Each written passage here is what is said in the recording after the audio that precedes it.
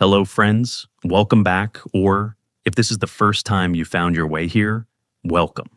Pull the blanket a little closer. Let the light stay low. Tonight, we're not going anywhere loud or fast.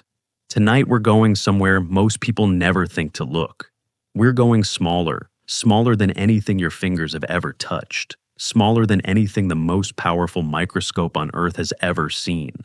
Smaller even than the smallest structure science has ever been able to measure. We're going all the way down to the very place where the universe quietly runs out of room. And here's what makes this night different from any other journey we've taken. That place has a name. It has a number. And once you understand what that number means, once you really feel the weight of it, you will never look at the space around you quite the same way again.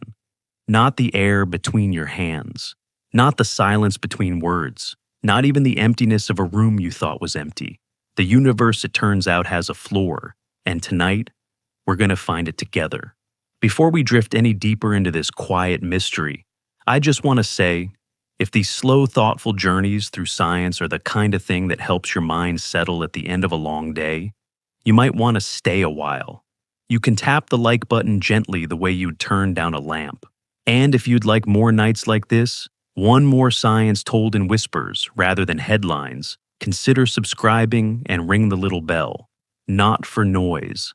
Just so the next quiet evening can find its way back to you. Now, let's drift. Imagine for a moment that you could shrink. Not the sudden vertiginous shrinking of a dream, but something slower, something deliberate and strange, like watching the world through the wrong end of a telescope, everything familiar, growing gently, irreversibly distant. You start where you are, a room, a breath, the soft weight of your own body settling into stillness, and then smaller. You pass through skin, first through the thin, brilliant architecture of cells, each one its own humming city, processing, dividing quietly, keeping you alive with a kind of devotion that asks nothing in return. Inside, each cell molecules twist and fold like origami instructions written in a language older than any human word, and smaller still into atoms, the ancient patient building blocks of everything you have ever loved or held or tasted, the carbon in your bones, the oxygen in the breath you just took, the iron in the blood moving softly through your chest right now. Most people at this point stop. Most people feel the floor. They think this is it. This is the bottom of the world. But it isn't. Inside the atom, there is a nucleus, a dense, almost absurdly small knot of protons and neutrons packed together so tightly that if you could scale a single proton up to the size of a marble, the atom that surrounds it would stretch wider than a football stadium. Almost entirely empty space. Almost entirely nothing, and yet that nothing is the substance of everything. And inside those protons, smaller still, there are quarks, tiny fundamental with no detectable internal structure, points in space, the last punctuation mark at the end of matter's very long sentence.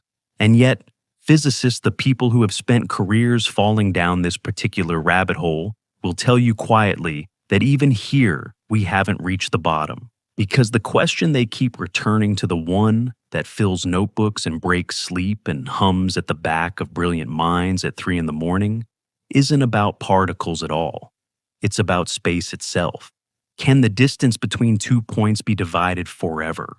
Is there always a halfway point between any two positions in the universe, no matter how close together they are? Or, and this is the question that has lived at the edge of human thought, for over 2,000 years, is there a smallest possible distance? A length so short that below it, the very concept of smaller simply stops making sense. This question is older than you might expect, long before particle accelerators, long before quantum mechanics, long before anyone had a word for an atom. A philosopher named Democritus sat somewhere in ancient Greece, perhaps watching the way dust moved in a shaft of light, and asked a question that the people around him found deeply unfashionable. He asked if you kept cutting something in half, again and again and again, a stone, a drop of water, a breath of air, would you reach something that could not be cut? Something indivisible, not because your blade was too dull, but because the universe itself would not allow it. He thought the answer was yes. He called his hypothetical smallest unit the atomos, from the Greek meaning uncuttable, and he believed this wasn't just true of matter. He believed space itself might be made of some kind of discrete unit, that the smooth, continuous world we perceive might at some unimaginably tiny scale be granular, pixelated, a mosaic made of pieces too small to see. His contemporaries thought this was absurd. Aristotle, whose shadow fell across Western science like a long, slow eclipse for nearly 2,000 years, argued the exact opposite with the full authority of his considerable intellect. Space, he insisted, was infinitely divisible. You could always find a smaller distance. There was no floor. The universe was smooth all the way down, like still water with no visible bottom. For centuries, Aristotle won. The universe was continuous, seamless, infinite in its divisibility. And that seemed perfectly reasonable because nothing in everyday life suggested otherwise. Rocks are solid, water flows, the world feels smooth. Then in the year 1899, in a quiet office in Berlin, a meticulous and somewhat conservative German physicist made a small, almost reluctant calculation. One he considered more of a mathematical convenience than a physical discovery, and accidentally reopened Democritus's ancient question with the precision of a scalpel. His name was Max Planck. He was not trying to find the smallest length in the universe. He was trying to solve a much more modest puzzle, a strange inconsistency between theory and experiment in the behavior of glowing hot objects and the light they emit. It was a narrow technical problem, a footnote problem, the kind physicists politely called the black-body radiation puzzle, and privately found quietly maddening. But buried inside the solution, he reached buried in the equations, patient and silent, waiting to be noticed, was a number, a length. Not a length anyone had chosen, or defined, or measured, a length the mathematics had generated entirely on its own, as naturally and inevitably as a shadow falls from a tree in sunlight. That length is what we now call the Planck length, and it is by any measure you care to apply the most extreme number in the physical sciences. Written out, it looks like this: approximately 1.616 times 10 to the power of negative 35 meters. In decimal form, it begins with a 0, then a decimal point, then 34 more zeros, and then the digits 1,616. It is a number so small that our minds, shaped by evolution to track animals and estimate distances and judge the ripeness of fruit, have no natural category for it. We hear it and we nod the way we nod at the national debt or the age of the universe politely, with the vague sense that it must be very big, or, in this case, very small, without any genuine grasp of what that means. So, let's try to build a staircase down. Let's try to actually feel this. A human hair is roughly 80 micrometers wide. That's 80 millionths of a meter. You cannot see a single bacterium with the naked eye. It's about 1 micrometer across 1,000 times thinner than that hair. A virus, something like influenza, which has redirected the course of human history more than once, is roughly 100 nanometers. A single hydrogen atom, the simplest and most abundant atom in the observable universe, is about 1/10 of a nanometer, 1/10 billionth of a meter. We are already so far below the threshold of ordinary experience that no instrument you could hold in your hand would register the difference. And yet, a hydrogen atom is, relative to the Planck length, enormous, staggeringly, almost comically large by comparison.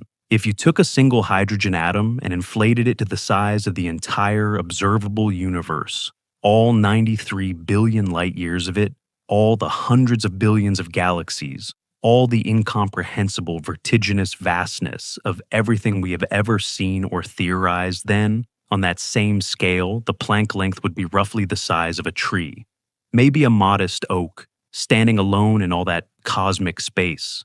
Let that image settle for a moment. One atom, the size of the universe. The Planck length, the size of a tree. That is how far down we are going tonight. Now here is the thing about the Planck length that separates it from every other unit of measurement ever invented by human beings.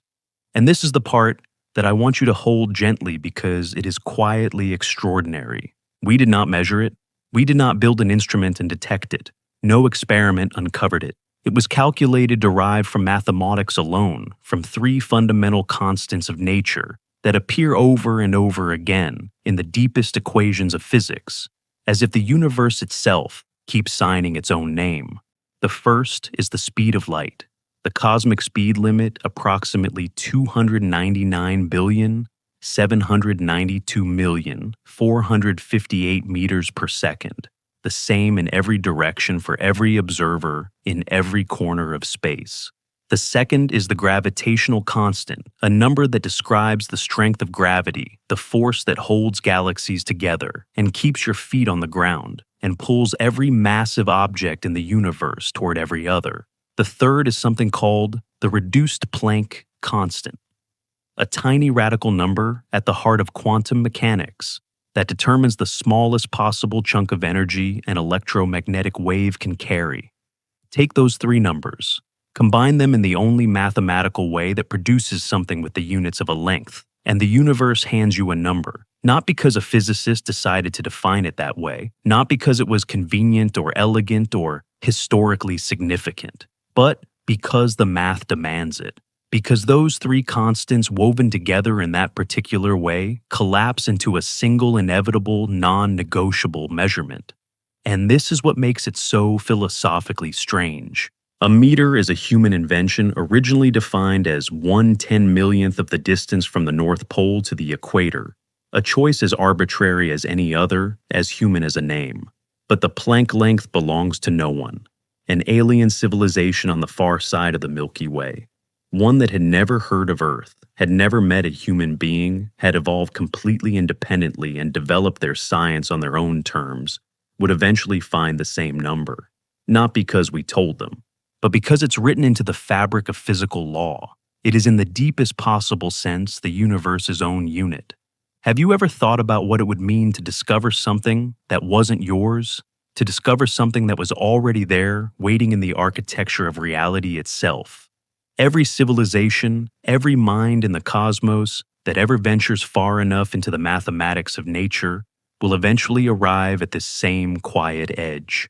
And yet, and this is where the story becomes genuinely fascinatingly unsettled, physicists will be the first to tell you that they do not fully know what the Planck length is.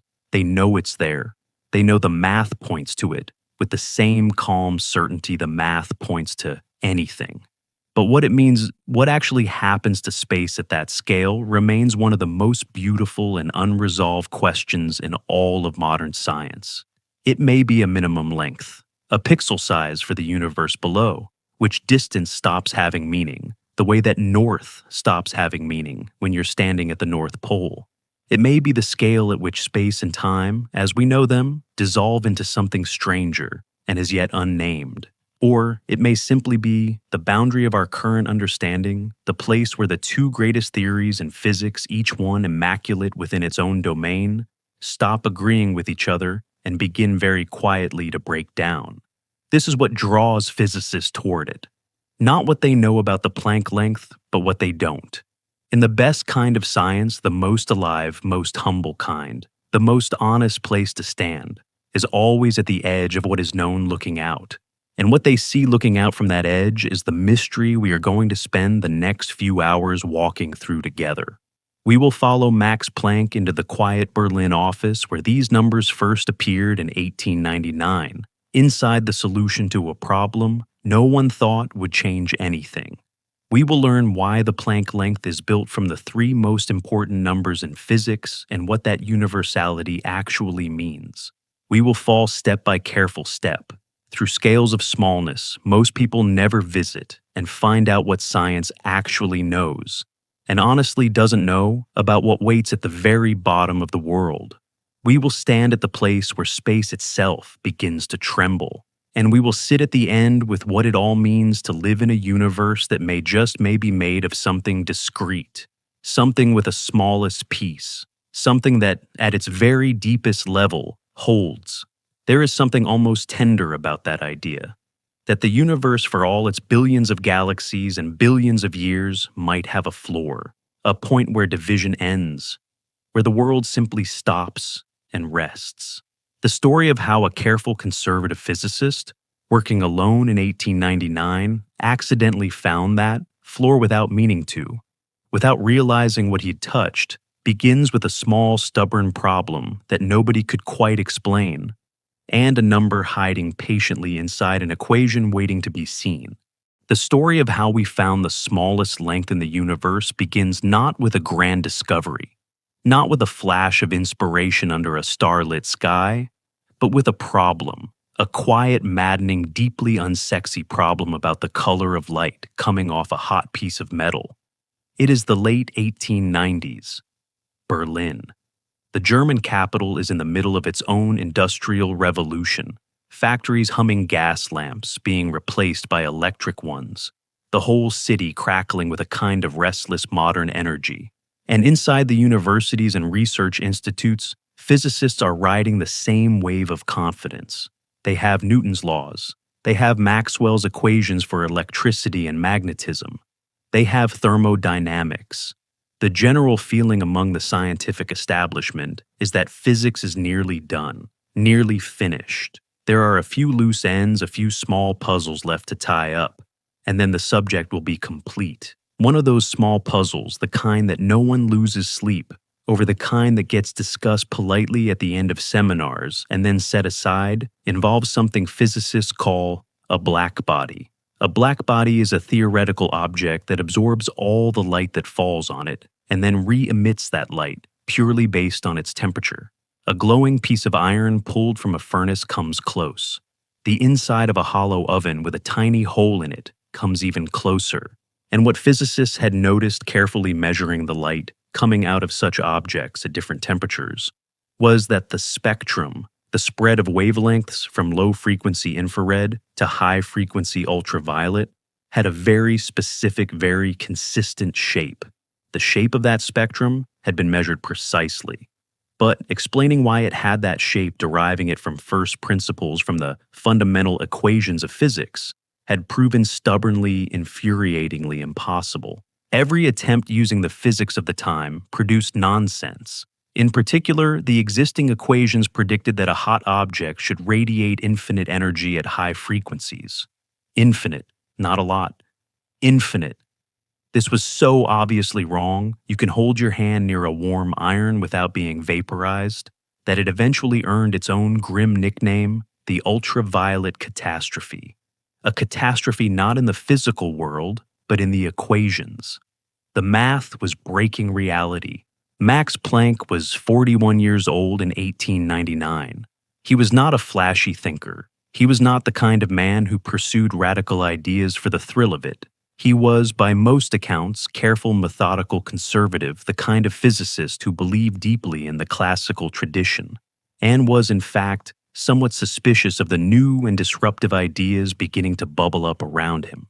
He had spent years working on thermodynamics, on the slow, patient understanding of heat and energy. He was, in the best sense of the phrase, a craftsman of physics. And when he sat down to wrestle with the black body problem, he did not do so expecting to overturn anything. He was looking for a fix, a patch, something that would make the equations behave. He tried one approach, then another. He worked backwards from the experimental data, asking what kind of mathematical formula would produce the right answer, and he found one. He found a formula that fit the data beautifully better than anything before it. It matched every measurement. It cured the ultraviolet catastrophe. It worked. The problem was that he didn't know why it worked. The formula required something deeply strange. It required the assumption that energy, the energy of light, the energy radiating from that glowing piece of iron, could not be emitted or absorbed in continuous smooth amounts, the way water flows from a tap. It had to come in discrete chunks, packets, little bundles of a fixed size, and the size of each bundle was determined by a new constant, a number Planck had to introduce into his equation, because the math demanded it, not because he had any physical justification for it. He called it simply H. We call it Planck's constant. And it is, in retrospect, one of the most radical numbers ever written down in the history of science. Planck himself did not believe it was real. He thought it was a mathematical trick, a useful fiction, a way of making the equations work that didn't necessarily correspond to anything true about the physical world. He said years later that he introduced the idea of energy quantization as an act of desperation. He was a man who had just accidentally lit a fuse and thought he was simply trimming a candle. Think about what that means for a moment. One of the most revolutionary ideas in the history of physics, the idea that energy comes in discrete, indivisible packets, the seed from which all of quantum mechanics would eventually grow, was introduced by a man who didn't believe it as a temporary fix to a narrow technical problem in a paper that most of his contemporaries barely noticed. History, it turns out, has a sense of humor, and physics has a way of hiding its deepest truths inside its most mundane-looking problems. But here's the part of Planck's story that is least often told, the part that connects directly to what we are exploring tonight. In the same 1899 paper where he introduced his constant H, Planck did something else. Something almost offhand, something that he mentioned briefly in a few sentences, almost as a curiosity. He noticed that his new constant, when combined with two other fundamental constants that were already well known, the speed of light and the gravitational constant, produced something remarkable. When you take those three numbers and combine them in the right mathematical way, they naturally generate a set of units: a unit of length, a unit of time, a unit of mass, a unit of temperature, not units that any human had chosen. Not units based on the size of the earth or the weight of a particular amount of water or the length of a king's forearm. Units that emerge purely from the constants of nature themselves. Units that would be the same, Planck pointed out, no matter where in the universe you were measuring, from no matter what species was doing the measuring, no matter what civilization had built the instruments. He called them natural units. And the unit of length that fell out of this combination, that quiet, unremarkable number, hiding inside a three-line calculation in a footnote of a paper about glowing iron, was approximately 1.616 times 10 to the negative 35 meters. The Planck Length, named after him. Born in the same year as quantum mechanics itself, and treated by almost everyone for the next several decades as a curiosity.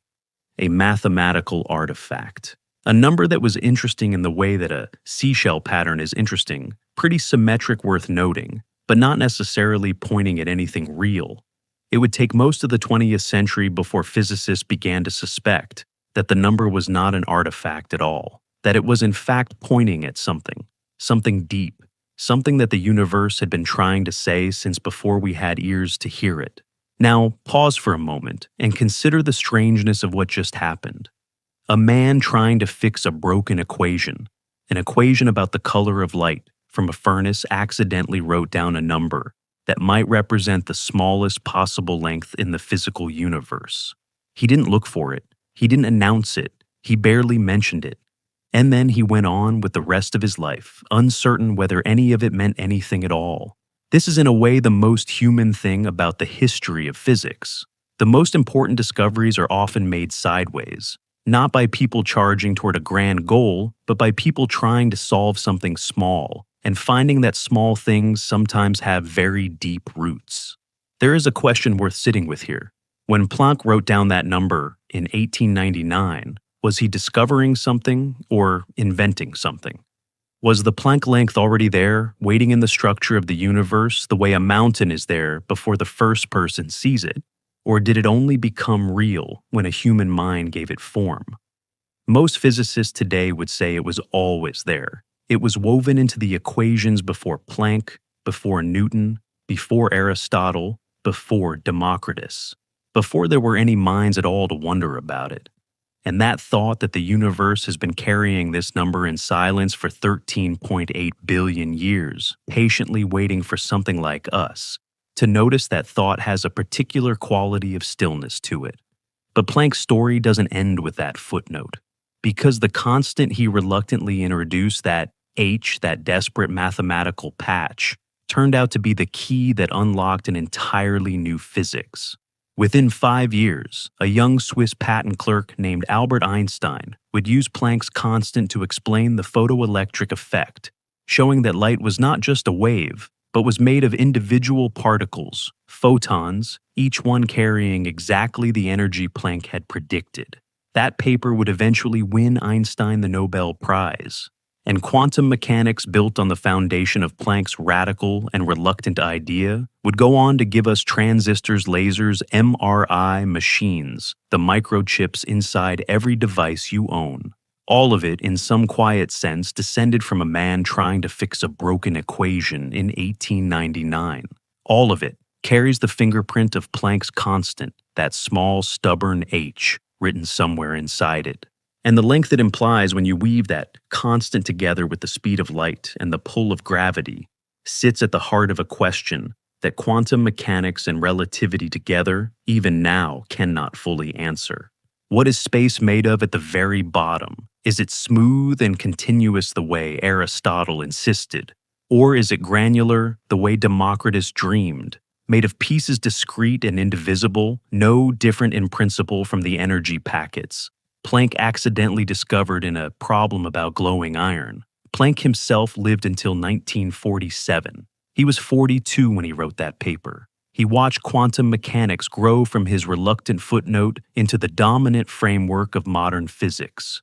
He watched the world change, not just scientifically, but historically, through 2 world wars, through the loss of his own son, to the chaos of the second one.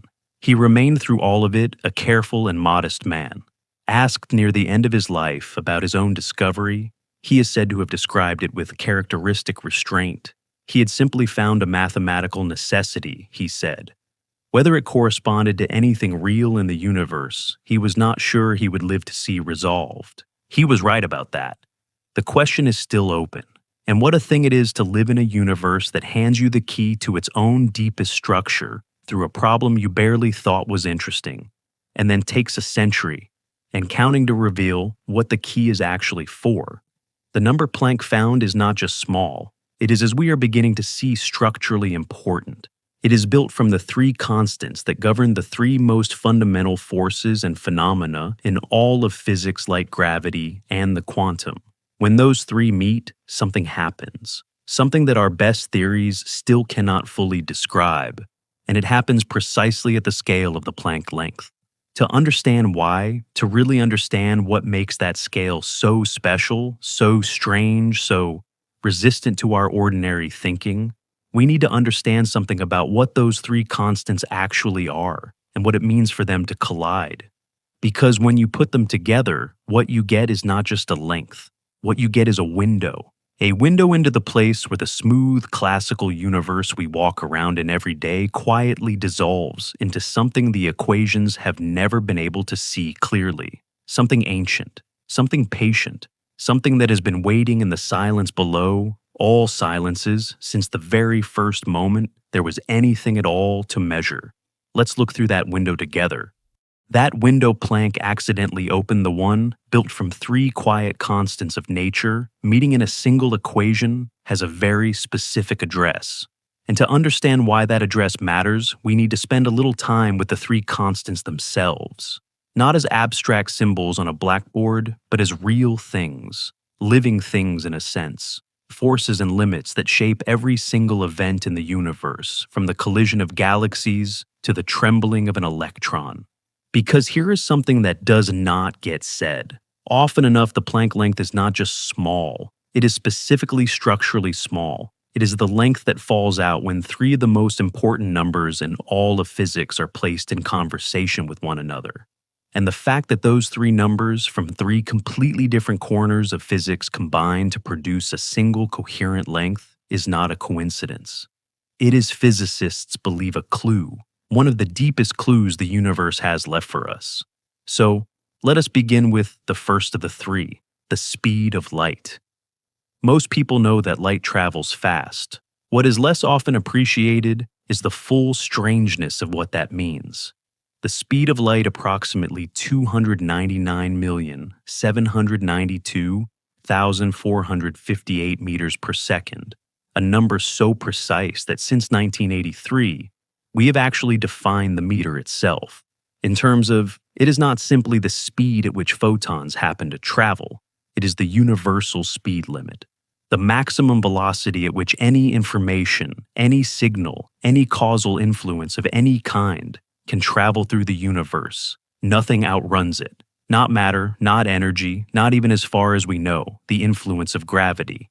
But here's the piece that is easy to miss. The speed of light is also intimately connected to the structure of space and time themselves. Einstein showed us this in 1905, that space and time are not separate independent backdrops against which the universe performs. They are woven together into a single fabric space-time, and the speed of light is the conversion factor between them. When you move through space, you move a little less through time. The faster you move through space, the slower time passes for you. The speed of light is the number that governs the exchange rate between these two dimensions of existence. And so, when the speed of light appears in the formula for the Planck length, it is not just telling us something about how fast light travels. It is telling us something about the geometry of space-time itself, about the deep relationship between space-time and motion that Einstein spent his life exploring. The second constant is gravity, specifically Newton's gravitational constant, usually written as g, a number that describes the strength of the gravitational force between any two masses anywhere in the universe. It is by the standards of the fundamental forces astonishingly weak. If you hold a small magnet near a paperclip, the electromagnetic force of that modest magnet is strong enough to overcome the gravitational pull of the entire Earth, pulling the clip downward. Gravity, for all that it shapes galaxies and holds solar systems together, is almost embarrassingly feeble at the scale of particles. And yet, it is also universal. Every massive object in the universe pulls on every other massive object across any distance without exception.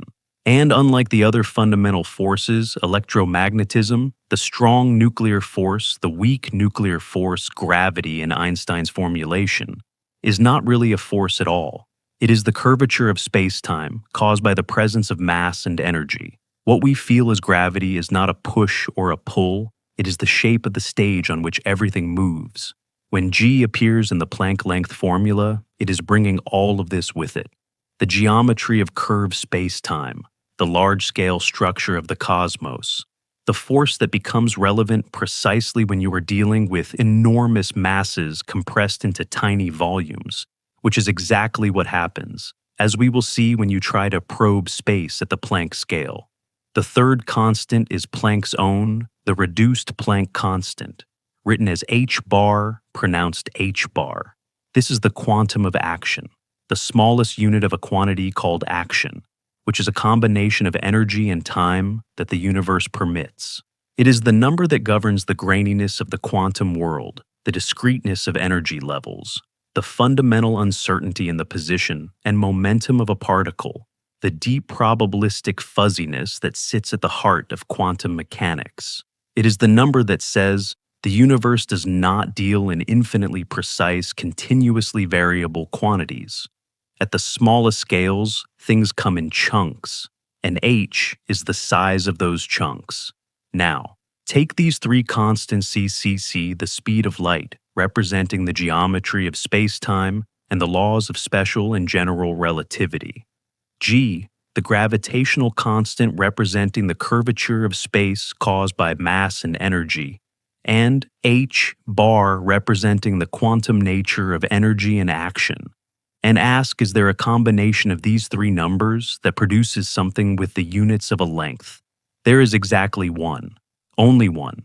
The mathematics does not allow for any other. You take the square root of h bar times g divided by c cubed, and what emerges is a length of approximately 1.616 times 10 to the negative 35 meters. No choice was made. No preference was expressed. No civilization decided that this was a convenient number to work with. The length fell out of the mathematics the way the answer to an equation falls out when you follow the rules faithfully to the end. It was in the precise sense of the word inevitable. And this is what Planck understood when he wrote those few sentences in his 1899 paper. the sentences that most of his colleagues skimmed past without a second thought. He understood that unlike every other unit of length human beings had ever used, this one required no reference to any human-scale object. It required no particular planet, no particular civilization, no particular history. It was built entirely from the fundamental laws of nature, from the constants that any sufficiently advanced intelligence in any corner of the universe would eventually discover, because those constants are not local facts. They are universal ones. Here is an analogy that might help.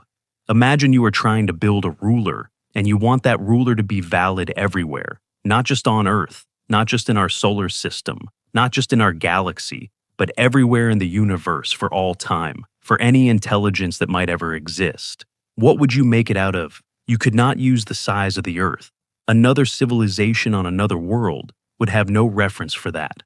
You could not use the wavelength of a particular color of light from a particular element. A different civilization might not have discovered that element yet, or might describe it differently. But you could use the speed of light. Every civilization that understands physics will discover that c has the same value always everywhere. You could use the gravitational constant. Every civilization that can measure gravity will find the same g. You could use Planck's constant. Every civilization that discovers quantum mechanics, and any civilization advanced enough to be asking questions like, these almost certainly will find the same h-bar. Those three numbers are in a very real sense the universe's own signature, its fingerprints, the marks it leaves on every piece of physics everywhere it has ever been, everywhere it will ever be. And when you combine them, the Planck length is what you get, unavoidably, universally, as permanent as the laws themselves. This is worth pausing on because people often hear about natural units and assume it is just a convenient labeling system, physicists deciding to define their units in a different way, the way an engineer might switch from imperial to metric. But that is not what is happening here.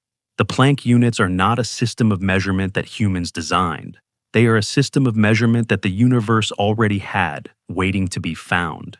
We did not invent the Planck length any more than we invented the ratio of a circle's circumference to its diameter. We discovered it. It was there. It will always have been there. Now, a question that comes up often, and it is a good one worth addressing directly, is the Planck length the smallest possible length? Is it a hard lower bound, a floor below, which no smaller distance can exist? The honest answer. And this is one of those places where intellectual honesty requires a little patience, is we don't know for certain, and the reasons we don't know are themselves deeply illuminating. What we do know is that the Planck length represents the scale at which the two great pillars of modern physics, quantum mechanics, and general relativity stop being able to work independently. At larger scales, you can use one or the other without much trouble. Quantum mechanics describes the very small with extraordinary precision, atoms, electrons, photons, quarks. General relativity describes the very massive and the very large with equal precision, black holes, gravitational waves, the expansion of the universe. They are both spectacularly successful. Between them, they have produced essentially every piece of technology built in the 20th and 21st centuries. But each theory, when pushed outside its own comfortable domain and forced to operate at the Planck scale, begins to produce absurd results. Quantum mechanics applied to gravity generates infinity's predictions of infinite energy densities, infinite curvatures, quantities that no physical measurement could ever register. General relativity applied at the Planck scale treats space as smooth when quantum mechanics insists it cannot be. The two theories are not just incomplete at this scale, they actively contradict each other. And this is the deeper reason the Planck length is important. It is not just the threshold of the very small, it is the address of a conflict, the place where the two best descriptions of physical reality we have ever produced run into each other and refuse to agree. And until that conflict is resolved, until someone builds a theory of quantum gravity that replaces both at the smallest scales, the Planck length marks the edge of the map. Beyond it, in the direction of the smaller, Our physics simply does not know how to go. Think about what a map is for a moment. A map tells you what is known. But the most interesting thing on any old map, any map from the age of exploration, the age when humans were still learning the shape of their own world, was always what was not on it: the blank spaces. The edges that dissolved into nothing, marked sometimes with the old cartographer's notation: "Here be dragons." Not because there were dragons, but because beyond that edge, no one had been. No instrument had reached. No theory could guide you. The Planck length is that edge. On this side of it, we have equations, we have measurements, we have predictions that match experiment to extraordinary precision. On the other side, at scales smaller than 1.6 times 10 to the negative 35 meters, the map goes blank. Not because nothing is there, but because none of our tools can reach it. None of our current theories can describe it. And here is the thing about blank spaces on maps. They are not frightening, not really. They are invitations. They are the most honest thing a map can show you: the admission that the territory is larger than the knowledge, that there is more to find, that the universe is not done with its secrets yet. Does the Planck length act as a true minimum, a pixel size below, which the concept of distance loses meaning entirely? Or is it simply a scale below which our current physics breaks down and a better theory might someday see further? The two possibilities are not the same, and which one is correct depends on which theory of quantum gravity, if any of the current contenders, turns out to be right. What we can say with confidence is this: whatever is happening at the Planck scale, it is not nothing. It is not empty. It is the most extreme environment in the universe, not extreme in temperature, not extreme in pressure, as we normally measure these things, but extreme in the sense that every quantity we use to describe physical reality reaches its natural limit. Space-time, energy, mass, all of them arrive at their most fundamental expression. All of them at that scale are doing something. Something that a unified theory of physics will one day need to describe. Something that perhaps has been silently shaping the universe we see from its very first moments to the quiet room you are resting in right now in ways we are only beginning to imagine. The Planck length is not a dead end. It is a horizon. And the most extraordinary thing about a horizon is not that it stops you. It is that it keeps moving forward as you walk toward it, revealing more and more of the world with every step. We have the number now. We understand where it came from and why it belongs to the universe rather than to us. But to truly feel the weight of it, to understand what it means that space might have a grain, a texture, a limit, we need to make the journey down more slowly, step by step, layer by layer. Because the distance between the world you can touch and the world the Planck length describes is not just large. It is almost impossible to hold in the mind all at once.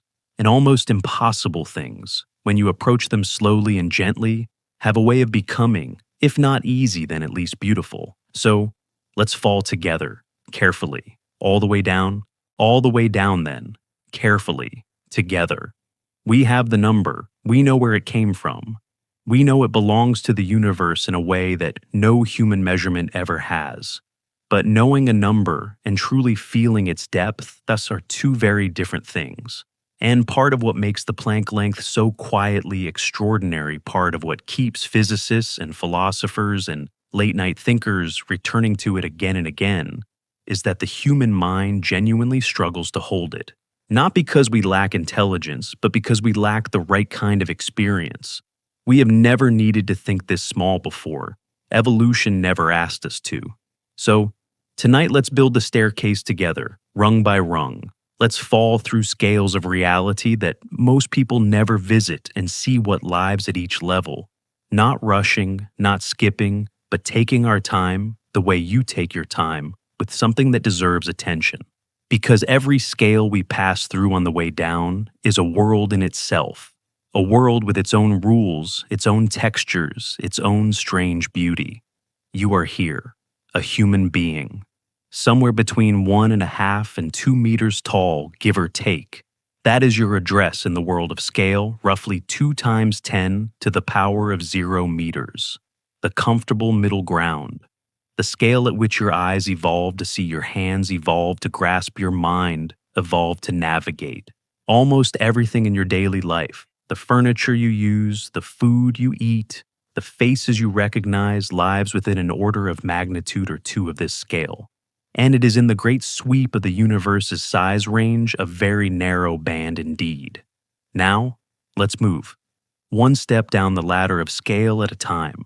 Pull out a single strand of hair from your head. Hold it up to the light if there is any. That hair is somewhere between 50 and 100 micrometers wide, roughly 60 to 80 millionths of a meter. You can see it just barely, but you cannot make out its edges without help. This is the first threshold, the limit of the naked human eye. Below the width of a hair, the world becomes invisible to us without instruments. And yet, we are barely off the first rung of the ladder. 10 times thinner than that hair, you find a red blood cell. About 8 micrometers across a small, flexible disc, biconcave in shape, built for the single elegant purpose of carrying oxygen through vessels so narrow it has to deform its own body to squeeze through. There are roughly 25 trillion red blood cells in your body at this moment, each one completing a full circuit heart to lungs to every extremity and back in under a minute. At this scale, the ordinary microscope can still find you. You are still just barely in the visible world. Go 10 times smaller again, and you arrive at the bacterium, 1 to 10 micrometers. Here you find some of the oldest living things on Earth, organisms that have been evolving continuously for 3.5 billion years that outnumber human cells in your own body by factors that microbiologists still debate, that live in volcanic vents and Arctic ice and the stratosphere and the deepest ocean trenches that have survived every mass extinction this planet has ever endured. A single bacterium is about the length of a Planck length times 10 to the power of 29. That number, 29 orders of magnitude, begins to gesture at the gulf we are trying to cross tonight. And we have barely started. 10 times smaller than a bacterium, you enter the territory of viruses. 50 to a few hundred nanometers. A nanometer is a billionth of a meter, a unit so small that for most of human history, it was simply unimaginable. A standard virus particle, the kind of thing that has reshaped civilizations and redirected the course of history. The influenza virus, the coronavirus, the bacteriophage that hunts bacteria in every drop of ocean water sits in this range. At this scale, ordinary light microscopes fail entirely. The wavelength of visible light is roughly 400 to 700 nanometers, and you cannot use light to see something smaller than its own wavelength, the way you cannot use a broom to sweep up dust finer than the bristles. To see here, you need electron microscopes, instruments that use beams of electrons rather than photons to resolve structure. And what they reveal at this scale is that biology begins to look less like life and more like machinery. Protein shells, genetic coils, mechanisms elegant and precise, operating at the edge of what chemistry can build. Now, we leave biology behind. 10 times smaller again, down to around 10 nanometers, and you enter the realm of large molecules. Proteins. DNA's double helix, the molecular machines that drive life's processes. A segment of DNA is about 2 nanometers wide. Inside every cell of your body, roughly 2 meters of DNA are folded into a space about 6 micrometers across, using a system of proteins and structural tricks, so intricate that biologists are still working out the details. 2 meters folded into 6 micrometers. That is the equivalent of packing a thread the length of a tall building into a space the size of a grain of sand. And it happens in every single one of your roughly 37 trillion cells, quietly, without asking for acknowledgement. Smaller still to the single nanometer range, and below you arrive at the atom. This is a name most people know, but almost everyone, when they hear it, pictures something far too solid, far too billiard ball-like to match what an atom actually is. An atom is almost entirely empty space. Its nucleus, the tiny dense cluster of protons and neutrons at its center, is roughly 100,000 times smaller than the atom as a whole. If an atom were scaled up to the size of a major sports stadium, its nucleus would be approximately the size of a marble sitting on the 50-yard line. Everything else, the space in which electrons move in their strange quantum way, neither quite here nor quite there, is vacancy. Hollowness. A kind of structured nothing. The hydrogen atom, the simplest of all atoms, is about 0.1 nanometers wide, or 1 angstrom, 1/10,000,000th of a meter. This is the scale at which chemistry happens, at which bonds form and break, molecules assemble and disassemble, substances transform into other substances. Everything you have ever cooked, consumed, smelled, tasted, or felt, as a physical sensation, is ultimately a story happening at this scale. Now, let's go inside the nucleus. A proton, one of the particles packed into the nucleus of almost every atom, is roughly 1 femtometer across. A femtometer is 10 to the negative 15 meters. 1 quadrillionth of a meter. You are now 100,000 times deeper than the atom. You have left the world of chemistry and entered the world of nuclear physics. This is where nuclear reactors operate, where stars burn their hydrogen into helium, where the energy that lights the sun and every other star in the observable universe is released. The forces operating here are 10 orders of magnitude stronger than the electromagnetic force that governs chemistry. The proton is held together by something called the strong nuclear force, the most powerful force in nature, and it requires that power to overcome the electromagnetic repulsion between the positively charged protons crammed together inside every nucleus in existence. Inside the protons, smaller still are the quarks. 3 of them in a proton, 2 up quarks, and 1 down quark, bound together by particles called gluons, carrying the strong force. The quarks themselves appear, as far as current experiments can tell, to have no measurable size. They behave as mathematical points, objects of zero extent, which means that at the quark scale we have already left behind the world of things that have boundaries. We are in the territory of things that exist but cannot be said to have edges. Between the quark scale and the Planck length, there are approximately 20 more orders of magnitude. 20 more. Orders of magnitude. If the entire journey from your own body down to a quark were laid out as a single step on a staircase, the remaining distance to the Planck length would be 20 staircases of the same length stacked on top of each other. And in that enormous unexplored space, in that 20 order of magnitude gap between the smallest thing physics has directly measured and the scale where the Planck length sits, there may be structures, phenomena, events, and realities that human science has never once glimpsed. We do not know. We have never had instruments sensitive enough to look.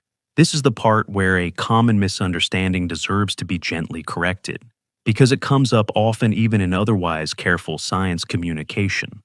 People sometimes say that the Planck length is the smallest length that can be measured, or the smallest length that has any physical meaning, as though below it nothing exists.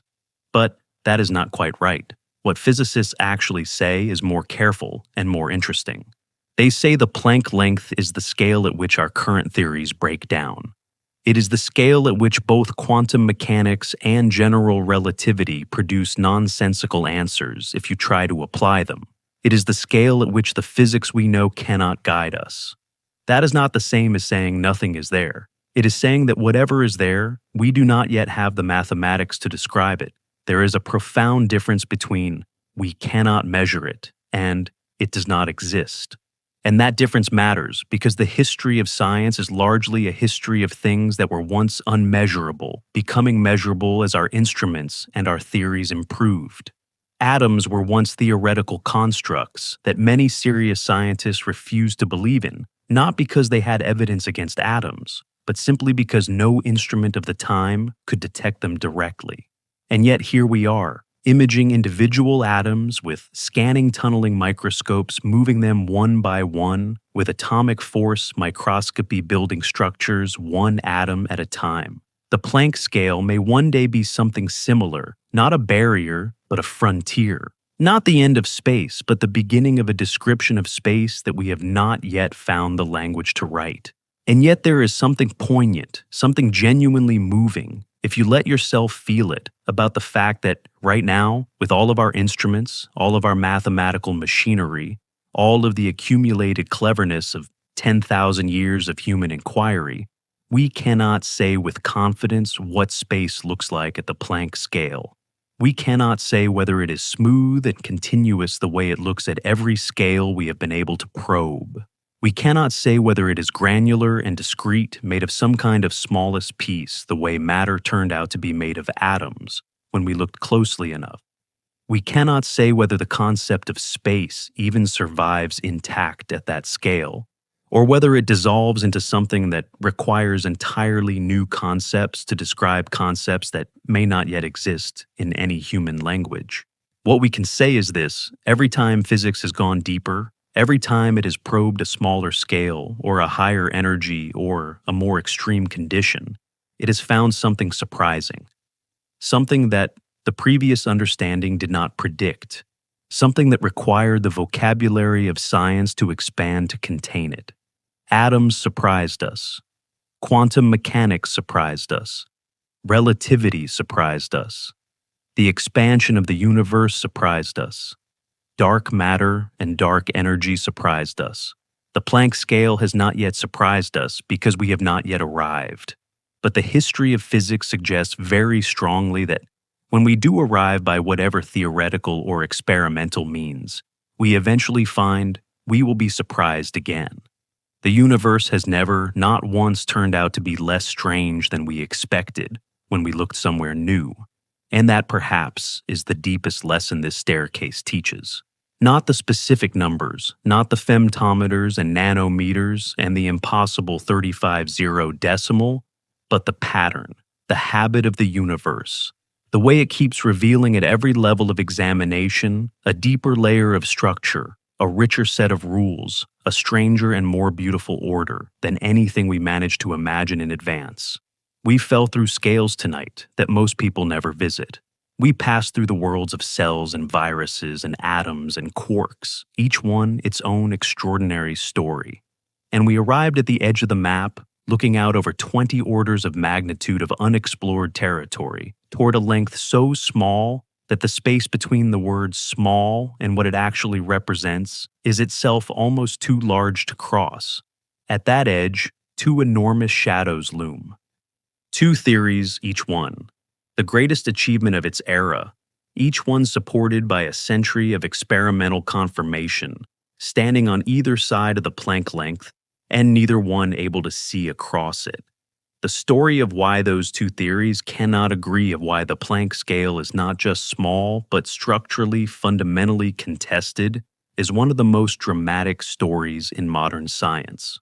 And it begins as so many good stories do, with two revolutionaries who changed everything, working from completely different starting points, reaching incompatible conclusions that the universe has not yet consented to reconcile. That story is exactly where we are headed next. Two revolutionaries, two frameworks, two ways of seeing the universe that are each within their own domain, so precisely correct that the difference between their predictions and experimental measurement is sometimes smaller than the width of a human hair compared to the distance from New York to Los Angeles. And yet, at the Planck scale, they cannot both be right. Before we walk into that collision, before we stand at the place where the two great theories of modern physics meet and refuse to agree, we need to understand something that most science communication skips over, because it requires a certain stillness to appreciate. We need to understand what space actually is according to each of these frameworks, not what space contains, not the galaxies and particles and energy moving through it, but space itself, the stage, the substrate, the thing that all of physics happens inside of, or perhaps as one of our two revolutionaries discovered, the thing that physics is inseparable from. Because the answer each framework gives is radically different. And at the Planck scale, those different answers crash into each other with consequences neither theory can contain. The first framework is general relativity, born in November 1915, when Albert Einstein, after 10 years of effort, submitted a set of equations that changed our understanding of gravity, space, and time more fundamentally than anything since Newton. Einstein was 36 years old. He had been working toward this moment for a decade, driven by a single deep intuition that gravity was not a force in the conventional sense, that the apple did not fall to the ground because something was pulling it. It fell because the presence of the Earth's mass had curved the space-time around it, and the apple was simply following the most natural path through that curved geometry. General relativity describes space and time, which it treats as inseparable from space, as a smooth, continuous, infinitely divisible fabric. A fabric that can stretch and compress and curve and ripple, but that has no smallest unit, no grain, no pixel. At every scale, no matter how small, general relativity assumes that space-time is smooth. That between any 2 points, however close, there is always a continuum of intermediate positions.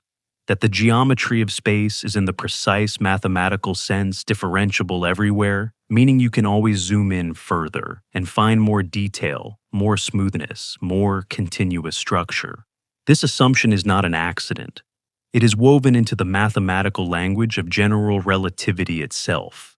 Differential geometry, the mathematics of smooth curved surfaces.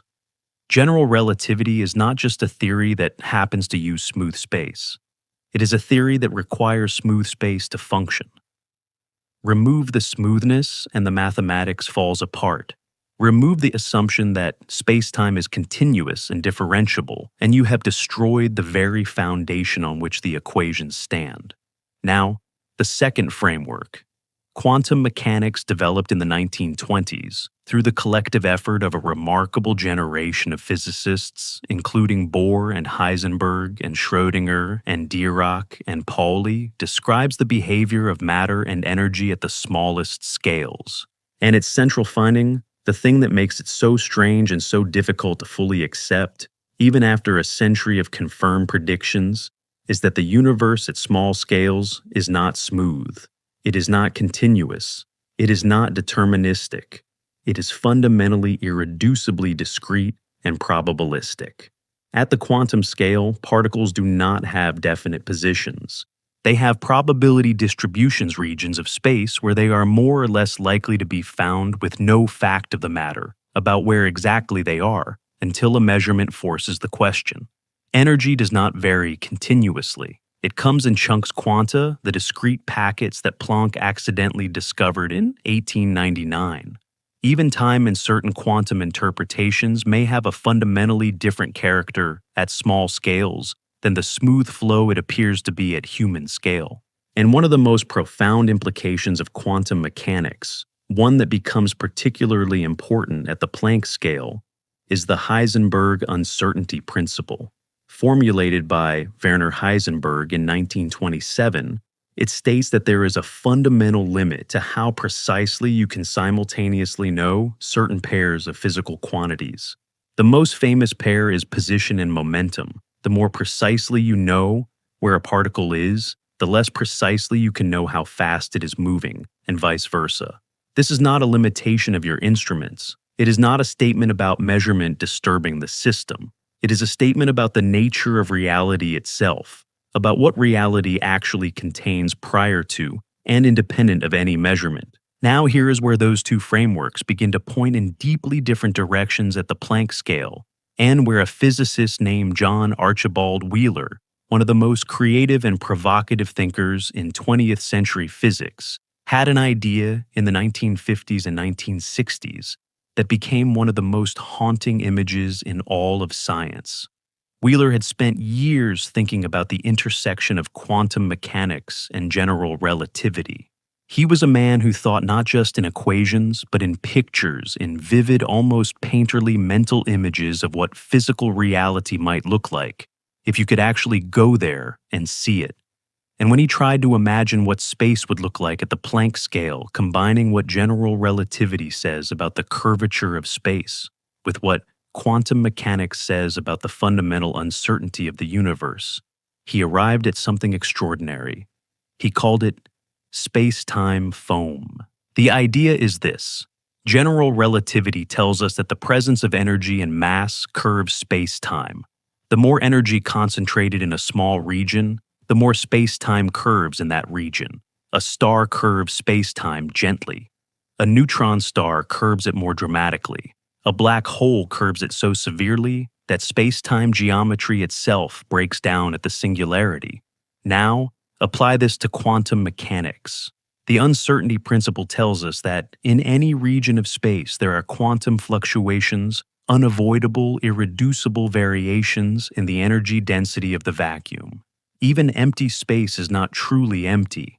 It seethes with these fluctuations, which quantum field theory calls virtual particle pairs. Particles and antiparticles constantly flickering into and out of existence on timescales so brief that they never quite become real in the measurable sense, but whose effects are demonstrably real. The Casimir effect, a tiny but measurable force between two uncharged metal plates placed very close together in a vacuum, is one of the most direct experimental confirmations that this quantum seething is genuinely there. Now, at large scales, at the scale of atoms, molecules, human beings, planets. These quantum fluctuations are so small relative to the space-time curvature produced by ordinary matter that they are essentially invisible. Space-time looks smooth, flat, continuous. The way the ocean looks smooth from an airplane, even though the surface is constantly moving in complex, turbulent ways that become apparent only when you are close enough to it. But as you zoom in, as you approach smaller and smaller length scales, the quantum fluctuations do not shrink in proportion. They are bounded from below by the uncertainty principle, and the space-time curvature they induce grows relative to the scale being examined. By the time you approach the Planck scale, the quantum fluctuations in energy density are large enough to produce space-time curvatures of order 1, meaning the geometry of space is fluctuating wildly, randomly, unpredictably on the scale of the space itself. Space-time is no longer a smooth backdrop. It is a churning, roiling, violently uncertain foam. A topology that changes from moment to moment, tiny wormholes forming and vanishing, miniature black holes blinking in and out of existence, the very connectivity of space, fragmenting and reconnecting faster than any clock could register. This is Wheeler's space-time foam, and it is by any measure one of the most extraordinary ideas in the history of physics. The implication is that the smooth, serene space you experience, the space between your hands, the space between stars, is only smooth because you are looking at it from far away. It is only smooth the way a glass of water is smooth, beautiful, and transparent at the level you can see, but a violent molecular storm at the level you cannot. At the Planck scale, according to this picture, space itself is not a quiet stage. It is an actor, an active, seething, fluctuating entity, constantly reshaping its own geometry in ways that bear no resemblance to the smooth fabric of Einstein's equations. And here is the problem. The beautiful, devastating problem that sits at the heart of all attempts to unify quantum mechanics and general relativity. General relativity requires smooth space to function. Quantum mechanics at the Planck scale destroys the smoothness. It does not merely complicate smooth space. It does not merely add small perturbations to it. It renders the very concept of a smooth space-time meaningless at that scale, the way the concept of a calm ocean surface becomes meaningless when you have zoomed in to the level of individual water molecules. So, which is right, can space be simultaneously smooth, as general relativity demands, and violently fluctuating as quantum mechanics predicts? The answer, as far as we know, is no. They cannot both be right in their current forms.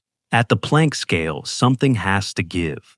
One of these descriptions, possibly both, must be incomplete, must be an approximation to some deeper, more unified theory that reduces to quantum mechanics in one limit and to general relativity in another.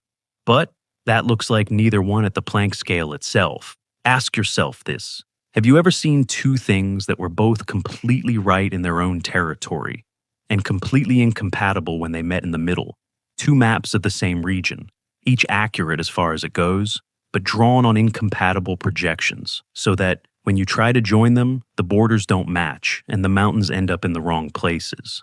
That is approximately the situation physics finds itself in today. Two maps, both accurate, both confirmed by experiment to extraordinary precision. And at the Planck scale, they don't match. Wheeler's space-time foam, beautiful and unsettling as it is, may not be exactly correct in its details. It was a conceptual image, a thought experiment, not a calculation derived from a complete theory. The mathematics required to actually describe what happens at the Planck scale does not yet exist in final form, but the qualitative insight it captures that the smooth space of our experience is a large-scale approximation, and that below the Planck length something fundamentally different is happening is taken seriously by virtually every physicist who has thought carefully about quantum gravity. And there is something in that image worth holding on to tonight, something that connects the physics to a deeper kind of truth. The smoothness we see, the serene, continuous space that looks the same at every scale we have ever been able to probe, is not a fundamental feature of reality. It is an emergent property, a large-scale average, an illusion of stillness created by distance. The way a crowd from high above looks like a single slow-moving mass until you descend and find individuals moving in every direction, carrying their own stories, their own histories, their own small, urgent purposes. What looks still from far away is always on closer examination, alive with motion. The Planck scale is simply the ultimate version of that truth, the deepest level at which the apparent stillness of space resolves into something active, something uncertain, something that, if Wheeler's picture has any truth to it, has never actually been still at all. The foam was always there churning beneath the smooth surface of every moment you have ever lived.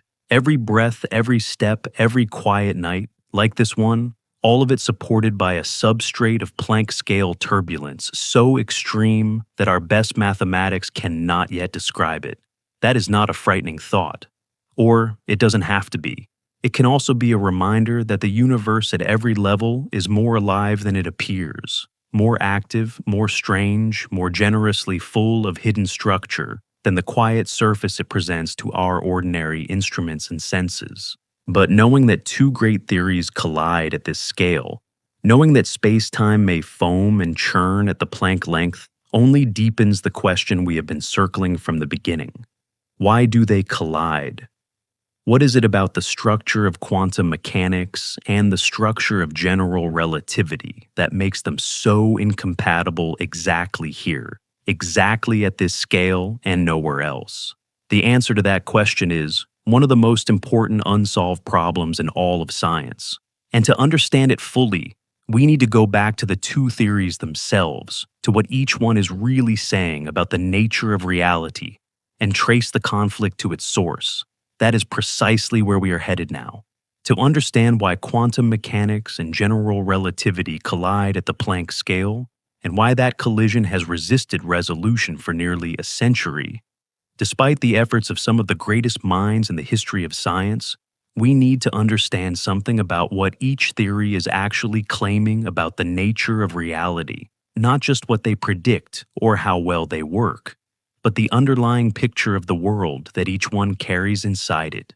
Because the conflict between them is not merely technical, it is philosophical. It is a disagreement about what the universe fundamentally is. General relativity is a theory of the continuous. Einstein's universe is a smooth, four-dimensional manifold, a mathematical space in which every point has a well-defined neighborhood. Every curve has a well-defined length. Every region of space has a well-defined geometry. The presence of mass and energy curves this manifold, and the curvature tells matter how to move. It is at its core a geometric theory, a theory in which the universe is described by smooth fields varying smoothly over a smooth background. A theory in which the word smooth appears so many times because it is not incidental, it is essential. General relativity is an expression of the idea that the universe at the deepest level is a kind of elegant continuous geometry. Gravity is not a force, it is the shape of space, and shape in mathematics requires continuity. Quantum mechanics is a theory of the discrete. Its universe is one in which certain quantities come in indivisible chunks, in which outcomes are inherently probabilistic, rather than determined, in which particles do not have trajectories in the classical sense, but only probability amplitudes in which the act of observation is not a passive recording of what was already there, but an active participant in determining what becomes real. At its core, quantum mechanics is an expression of the idea that the universe at the deepest level is a kind of irreducibly granular probabilistic calculation, one that our most powerful theories can predict statistically, but never fully determine in advance. These two pictures are not merely different in their details, they are different in their DNA. And when physicists try to combine them, when they try to build a theory that describes gravity using the mathematical language of quantum mechanics, something goes deeply systematically wrong. To appreciate exactly what goes wrong and why it helps to understand how physicists successfully unified quantum mechanics with the other fundamental forces, because they did eventually achieve this for 3 of the 4 known forces of nature. And the story of how they did it and why gravity has stubbornly refused to join the party is one of the central dramas of 20th century physics. The other 3 fundamental forces are electromagnetism, the strong nuclear force that holds quarks together inside protons and neutrons, and the weak nuclear force responsible for certain types of radioactive decay. Beginning in the 1940s, physicists developed a framework called quantum field theory that successfully described all 3. In this framework, forces are not transmitted by invisible action at a distance. They are carried by particles, force carrier particles, sometimes called gauge bosons. Electromagnetism is carried by photons, massless particles of light that carry the electromagnetic force between charged particles. The strong force is carried by gluons. The weak force is carried by the W and Z bosons discovered experimentally at CERN in 1983.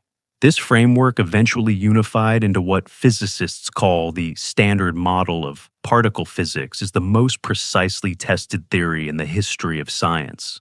Its predictions match experimental measurements to accuracy sometimes exceeding 1 part in 10 billion. It is within its domain almost unreasonably effective, almost embarrassingly successful, and it is built entirely within the framework of quantum mechanics, using the language of fields and particles and probabilities. The natural question then is, can we do the same thing for gravity? Can we describe gravity as being carried by a force particle, a hypothetical particle called the graviton, in analogy with the photon of electromagnetism? Can we write down a quantum field theory of gravity and have it work the way quantum field theories of the other forces work? The answer, discovered through decades of increasingly sophisticated attempts by increasingly brilliant physicists, is not straightforwardly. When you try to build a quantum field theory of gravity in the way the standard model was built, the mathematics produces infinities, not the manageable kind of infinities that quantum field theory for the other forces encounters and resolves through a mathematical procedure called renormalization, unmanageable ones.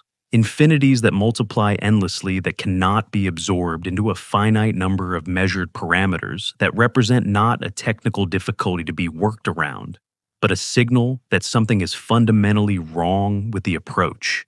In technical language, gravity is non-renormalizable. And this is not a minor inconvenience. It is a sign that the mathematical framework of quantum field theory, as developed for the other forces, is not the right language for quantum gravity.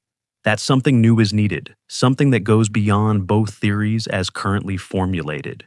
And here is the critical point, the one that connects all of this directly to the Planck length and to the specific scale at which the conflict becomes irresoluble. The infinities that appear when you try to quantize gravity are not spread uniformly across all scales.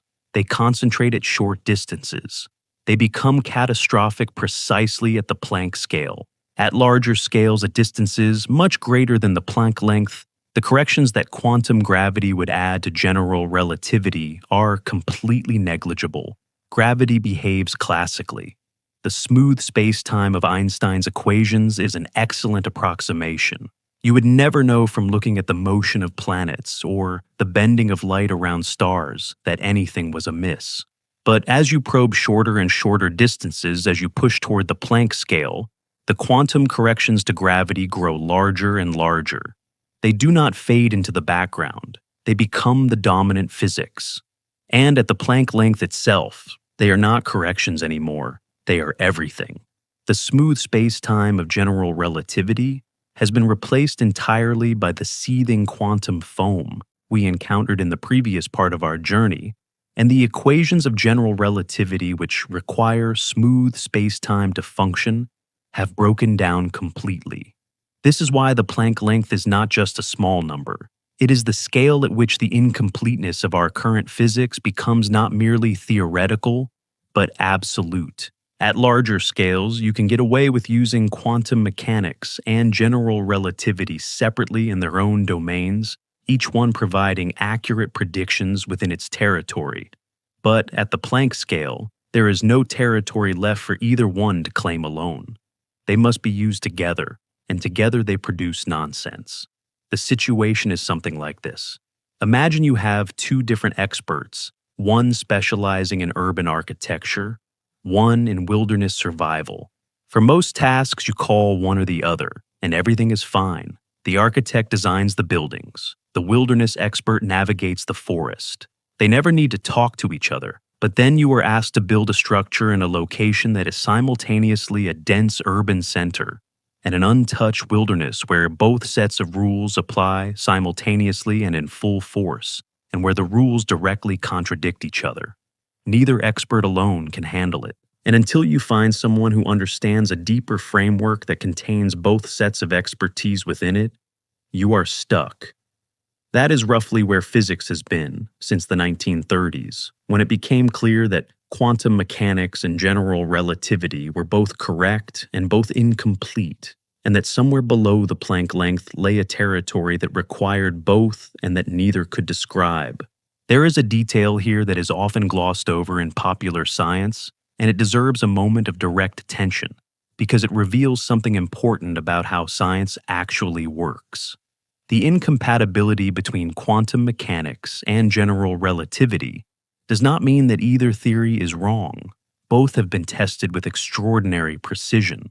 General relativity's predictions, including the existence of gravitational waves, the behavior of GPS satellite clocks, the precise orbits of binary pulsars, the bending of light around massive objects, have been confirmed by experiment to spectacular accuracy.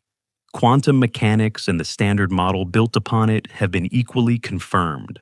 When a theory has been tested to 10 decimal places and matched experiment every time, calling it wrong would be almost absurd. What the incompatibility means is that both theories are approximations. They are not the final fundamental description of reality. They are effective theories, frameworks that work beautifully within their domain of applicability and break down when pushed beyond it, just as Newtonian mechanics is a beautiful and accurate theory for everyday velocities, and completely fails to describe objects moving near the speed of light. Newtonian mechanics is not wrong. It is incomplete. And recognizing that it was incomplete, finding the boundary where it broke down, and asking why was how Einstein found relativity. The boundary where both quantum mechanics and general relativity break down is the Planck scale. And asking why they break down there, building a theory that does not break down, that describes physics all the way down to and below the Planck length, is the central unsolved problem of theoretical physics today. There is something almost vertiginous about contemplating this. We live in a civilization that has sent spacecraft past the edges of the solar system, that has detected gravitational waves from black hole mergers a billion light years away, that has manipulated individual atoms and built computers containing billions of transistors smaller than a virus. We have a technology that is almost incomprehensibly more powerful than anything that existed a century ago. And yet, The most fundamental question about the nature of the space you are resting in right now, what is it made of at the deepest level, remains genuinely, honestly, humbly unanswered. Physics knows this. The physicists who work on quantum gravity are not embarrassed by the gap. They are drawn to it. Because this kind of gap, a precise, well-defined problem that sits at the boundary of two confirmed theories and cannot be resolved without something genuinely new, is exactly the kind of gap that historically has produced the greatest revolutions in understanding. The gap between Newtonian mechanics and Maxwell's electromagnetism produced relativity. The gap between classical mechanics and the behavior of atoms produced quantum mechanics. The gap between quantum mechanics and general relativity is waiting to produce something equally radical, something that will change not just our equations, but our picture of what space and time and matter fundamentally are. There is a question worth holding here, one that physicists themselves debate. Is the Planck length a clue about the structure of the theory of quantum gravity? Or is it a red herring, a numerical coincidence that marks the breakdown of our current theories, but tells us nothing reliable about what lies beyond them? Some physicists think the Planck scale will be central to whatever theory eventually unifies quantum mechanics and gravity. Others think the resolution will come from a direction that makes the Planck scale seem less special in retrospect. There is no consensus. There is, in the most honest sense, genuine uncertainty. And genuine uncertainty in science is not a failure. It is an honest acknowledgement that the territory is larger than the map. It is the sign that something real is being grappled with, something that has not yet yielded to cleverness alone, that requires not just better calculations, but new ideas, new frameworks, new ways of thinking about what space and time and measurement even mean. The candidates for that new framework, the theories that dare each in their own way to look past the Planck length and describe what might lie beyond, are some of the most ambitious intellectual constructions human beings have ever attempted. They are bold. They are mathematically intricate. They are, some of them, genuinely beautiful in the way that only the most fundamental ideas in physics ever become beautiful, with a beauty that is not decorative but structural, built into the logic of the thing itself. And exploring them, seeing what each one proposes about the nature of space at the Planck scale, and what each one tells us about the ultimate texture of reality, is where our journey is taking us right now. There is a particular kind of courage that belongs uniquely to theoretical physicists. Not the courage of the mountaineer or the explorer, the courage of the body, of physical risk, of endurance against the elements. Something quieter than that. The courage of sitting down with a blank page knowing that the territory you are trying to map has never been visited by any instrument, by any experiment, by any human sense. The courage of building a mathematical structure in a domain where the usual guideposts, the experimental measurements, the laboratory checks the feedback loop between theory and data that normally corrects and disciplines physical thinking, are simply absent. Where you are working for the moment on logic and beauty and internal consistency alone, and hoping that those qualities are enough to point towards something true. This is the situation facing the physicists who have spent careers trying to build a theory of quantum gravity. They are mapping territory that no experiment has yet reached. They are writing equations for a regime, the Planck scale, where the energies required to probe it directly are roughly 10 million billion times greater than anything the most powerful particle accelerator on Earth can currently achieve. The Large Hadron Collider at CERN, the most complex scientific instrument in human history, probing energies in the range of a few trillion electron volts, is still 16 orders of magnitude away from the Planck energy. 16 orders of magnitude. And so, the theories of quantum gravity have been built over the past several decades almost entirely from theoretical reasoning, from the requirement that they reproduce quantum mechanics in one limit and general relativity in another, from the demand for mathematical consistency and the absence of internal contradictions.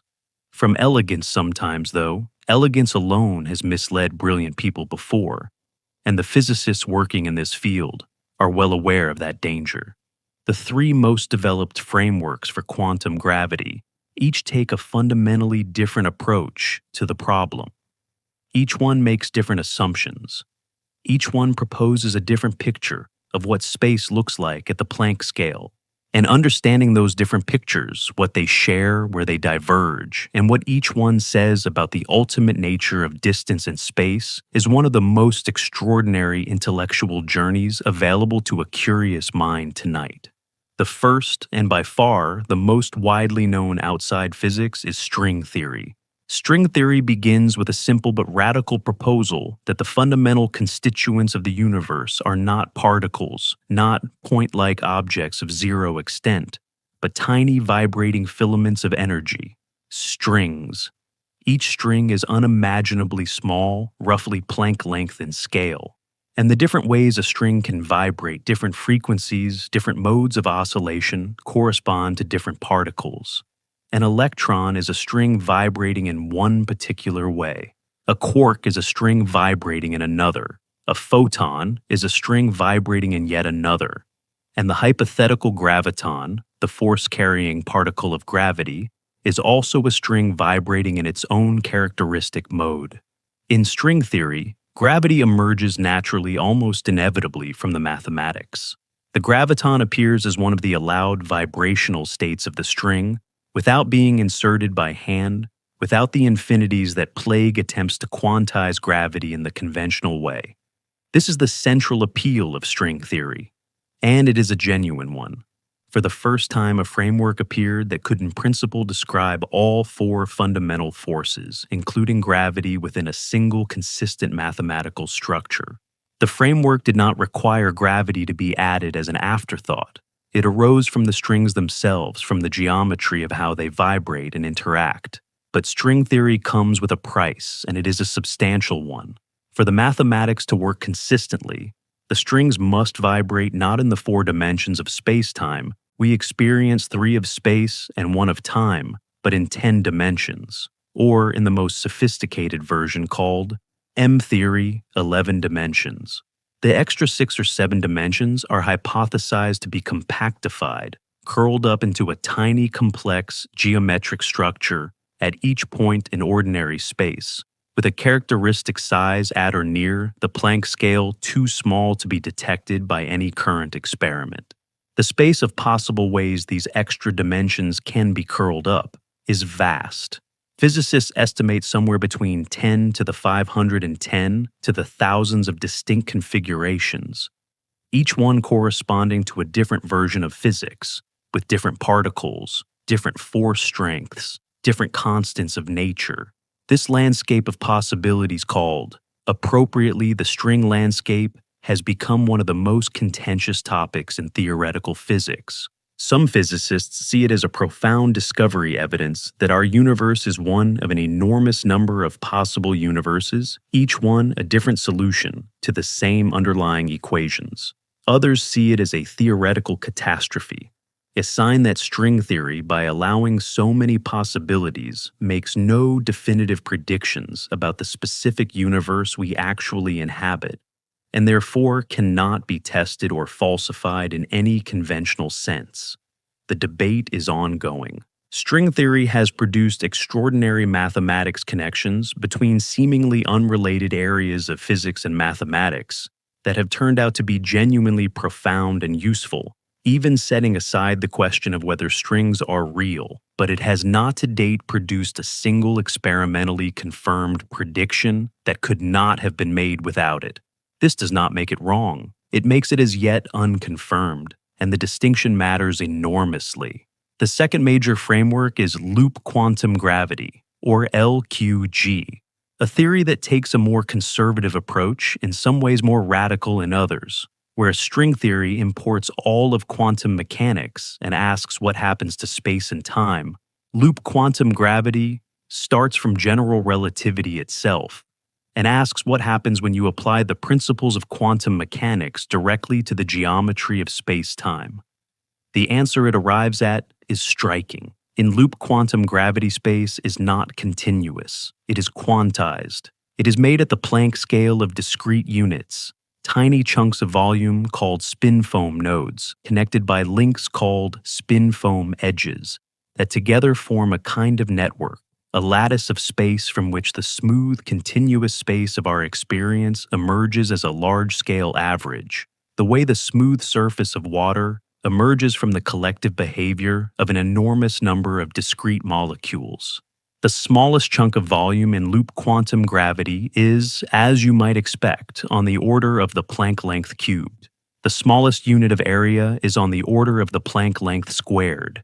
Below these scales in loop quantum gravity, the question, how far apart are 2 points, does not have a meaningful answer. Not because our instruments are too crude to measure it, but because the concept of distance as a continuous quantity has broken down. Space at the Planck scale has a minimum grain. This is Democritus vindicated 2,500 years later. The atomos, the uncuttable unit, was not matter. It was space itself, and it is roughly Planck length in size. Loop quantum gravity has a different set of strengths and weaknesses from string theory. It does not require extra dimensions. It makes direct predictions about the quantum nature of space predictions that are in principle testable through cosmological observations, particularly in the cosmic microwave background, the faint afterglow of the Big Bang that permeates the entire universe. Some physicists working in LQG argue that tiny imprints of Planck scale spacetime granularity might in principle be detectable in the polarization patterns of this ancient radiation if our instruments ever become sensitive enough to find them. Whether those predictions will ultimately be confirmed is an open question, but the pathway to confirmation, at least in principle, exists. The third framework is less well known outside specialist circles, but has been growing in significance over the past 2 decades: causal dynamical triangulations, or CDT. The name sounds forbidding, but the underlying idea has a certain elegant simplicity. CDT attempts to build spacetime from the bottom up, literally computationally, by taking tiny 4-dimensional building blocks called simplices, roughly Planck length in size, and gluing them together according to rules that respect causality. The principle that causes must precede effects, that information cannot travel backward in time. The resulting spacetime emerges from this gluing process the way the properties of a material emerge from the properties of its constituent atoms. Researchers can simulate this process on computers and examine the spacetime that results, measuring its effective dimensionality, its large-scale geometry, asking whether it looks at large scales like the 4-dimensional spacetime we inhabit. The remarkable finding from CDT simulations is that under the right conditions, a 4-dimensional de Sitter-like spacetime, one that closely resembles our actual universe at large scales, does indeed emerge from the Planck scale building blocks. This is not guaranteed, it is not trivially explained, and it suggests that the specific structure of spacetime, the 4-dimensionality, the large-scale geometry, might be a consequence of the Planck scale rules governing how space is assembled, rather than a fundamental input. The geometry we see might be emergent, an output of the Planck scale dynamics rather than an assumption about them. Now here is a question worth pausing on, and it is one that touches something deeper than the technical details of any particular theory. All 3 of these framework string, theory loop, quantum gravity, causal dynamical triangulations propose that the Planck length is not just a scale where our current theories break down, but a scale where something new begins, where space acquires a new character, where the smooth, seamless fabric of space-time becomes something different, whether strings are discrete, spin foam nodes, or assembled simplices, something that our everyday intuitions about distance and location and continuity cannot capture. And what they all agree on, even if they disagree about the details, is that the Planck scale is real, not a mathematical abstraction, not a convenient unit of measurement, a physical threshold, a scale at which the nature of space is different from anything we have directly measured and toward which the deepest questions in physics inevitably converge. A common misunderstanding is worth addressing here. People sometimes hear about these competing theories and conclude that physicists are confused that the existence of multiple incompatible proposals means that physics doesn't know what it's doing. But that reading gets the situation exactly backwards. Multiple competing theories, each making different predictions, each testable in principle even if not yet tested in practice, is not a sign of confusion. It is a sign of a young science, young in the specific sense that its central question has not yet been answered, not that the people working on it are inexperienced or careless. It is the sign of a field that is still alive, still generating ideas, still arguing productively about what the right framework is. The history of physics is full of periods like this.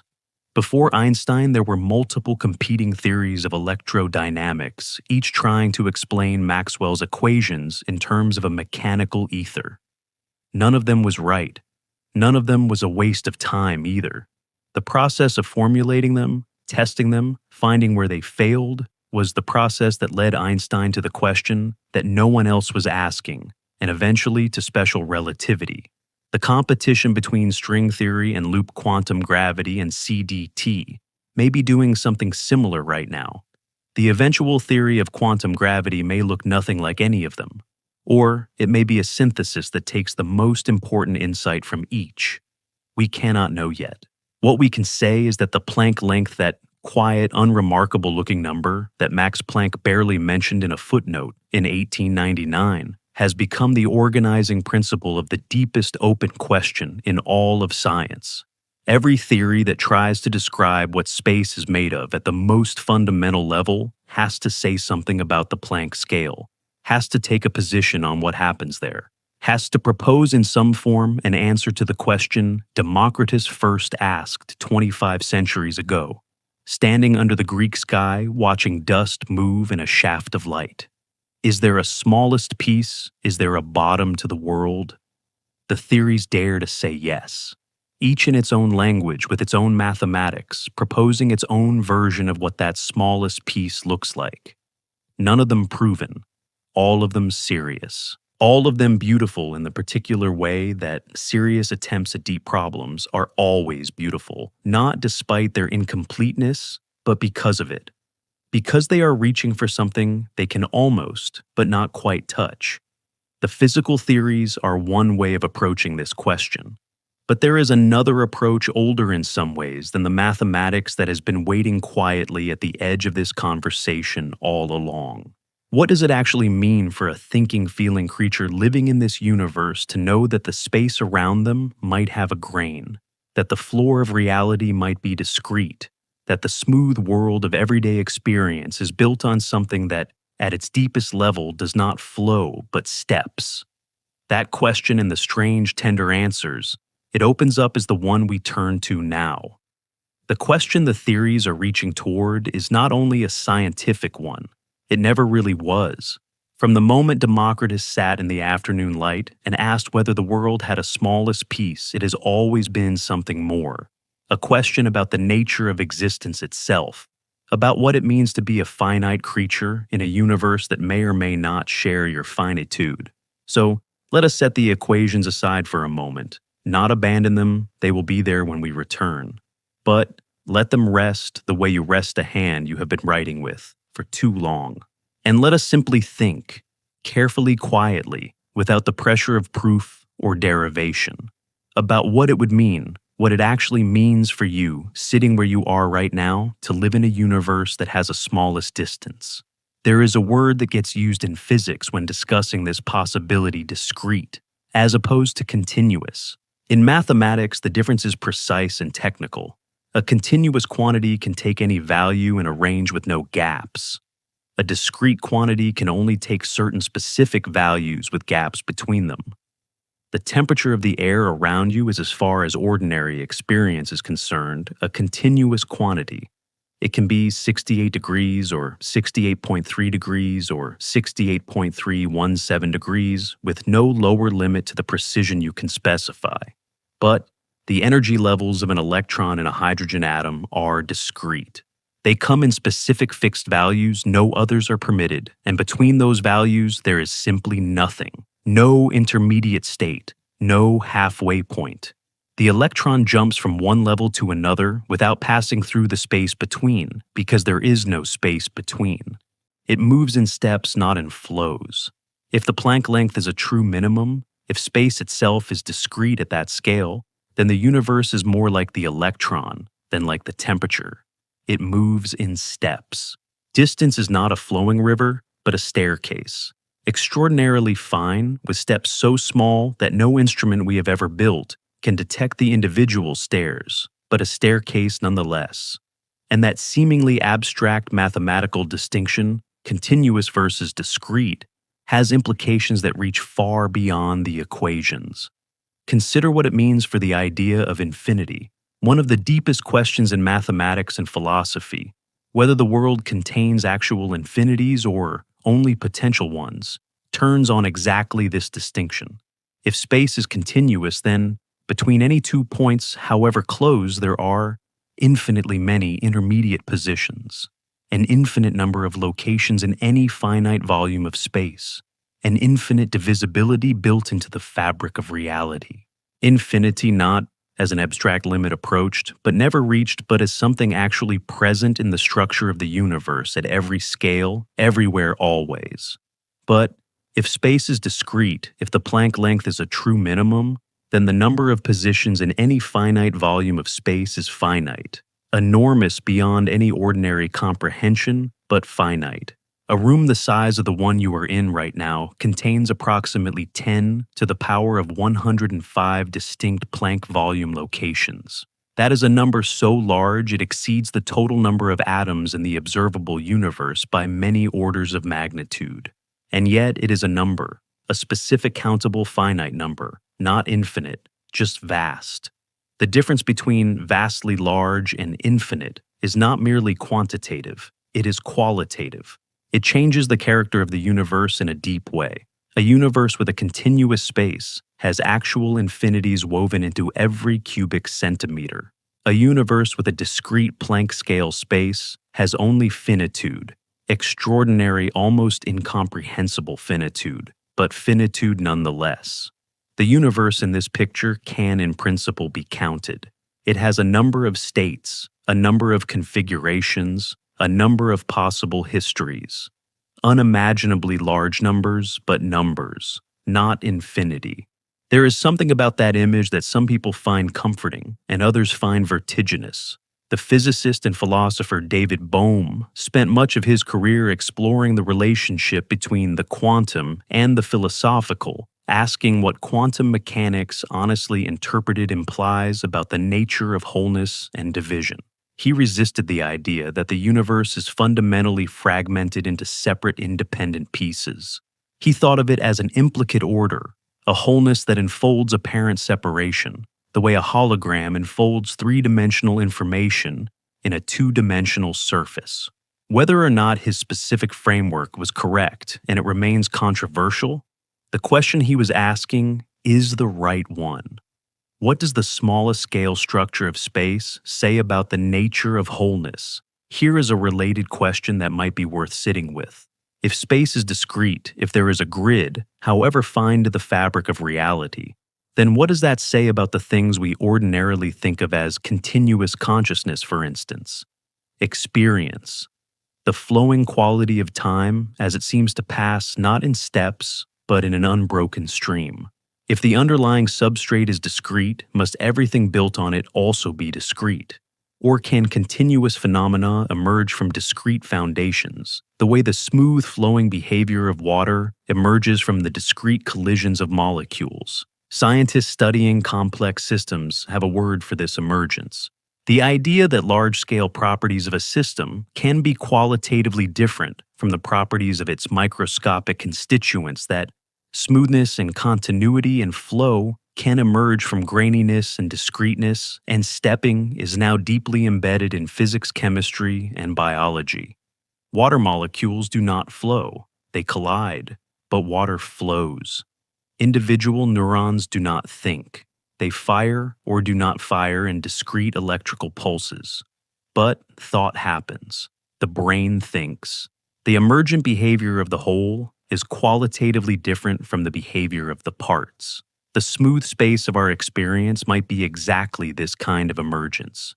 The flowing, continuous, seamless world that our senses and our physics instruments have always reported might be a large-scale average over a discrete granular substrate, a substrate whose grain is simply too fine for any instrument we have ever built to resolve. We would not be able to feel the discreteness any more than you can feel the individual molecules colliding against your skin when you sense warmth. The warmth is real, the continuity is real, but both are emergent large-scale summaries of something fundamentally different at small scales. This is a deeply strange idea, and it is also, when you sit with it quietly, a deeply beautiful one.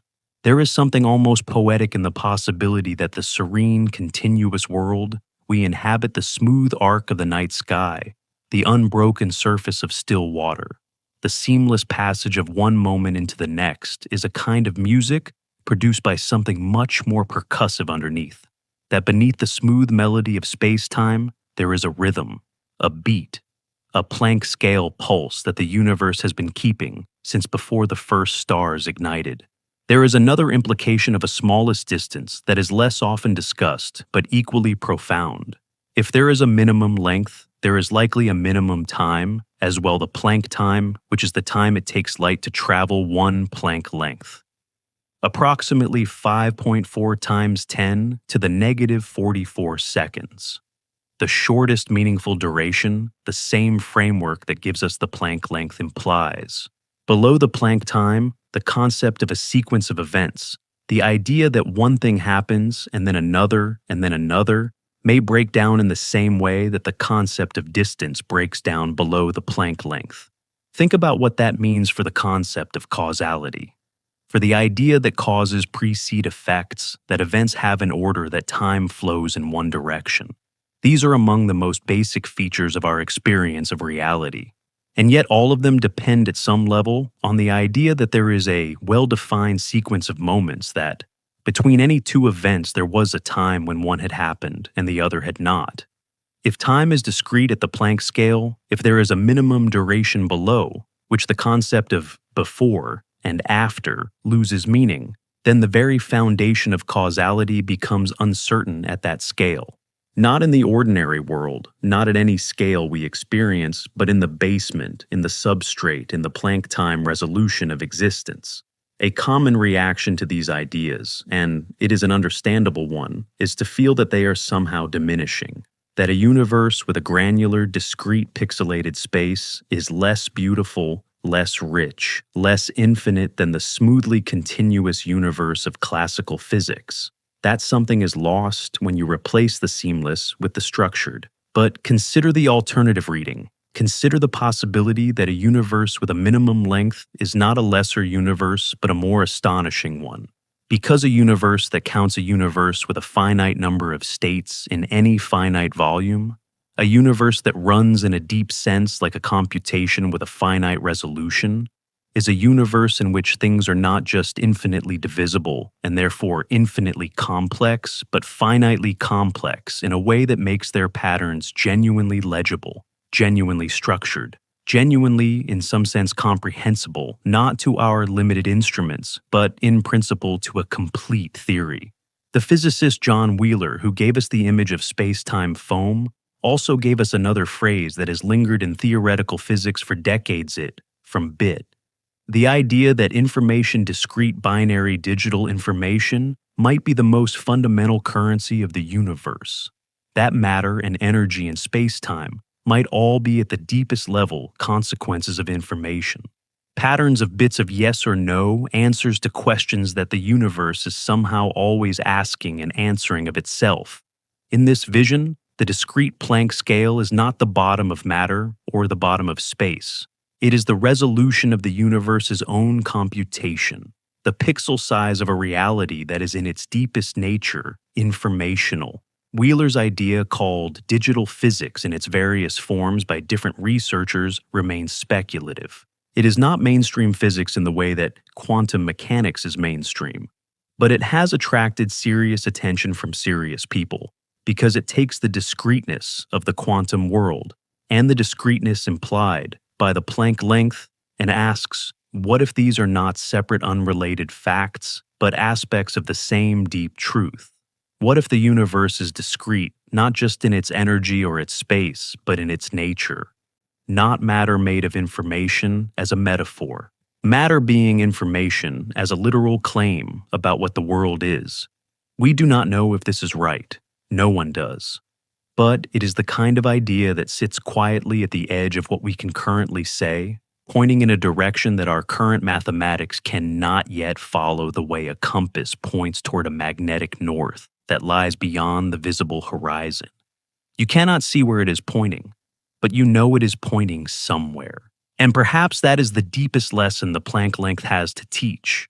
Not any specific fact about what space is made of, we do not yet know the answer to that, but something about the character of the question itself.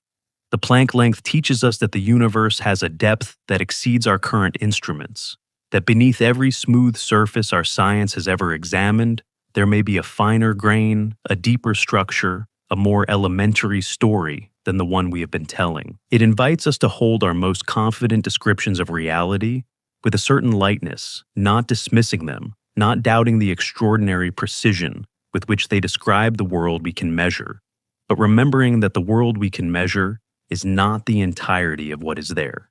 There is a kind of intellectual humility that the Planck length asks of us, and it is not a passive or resigned humility.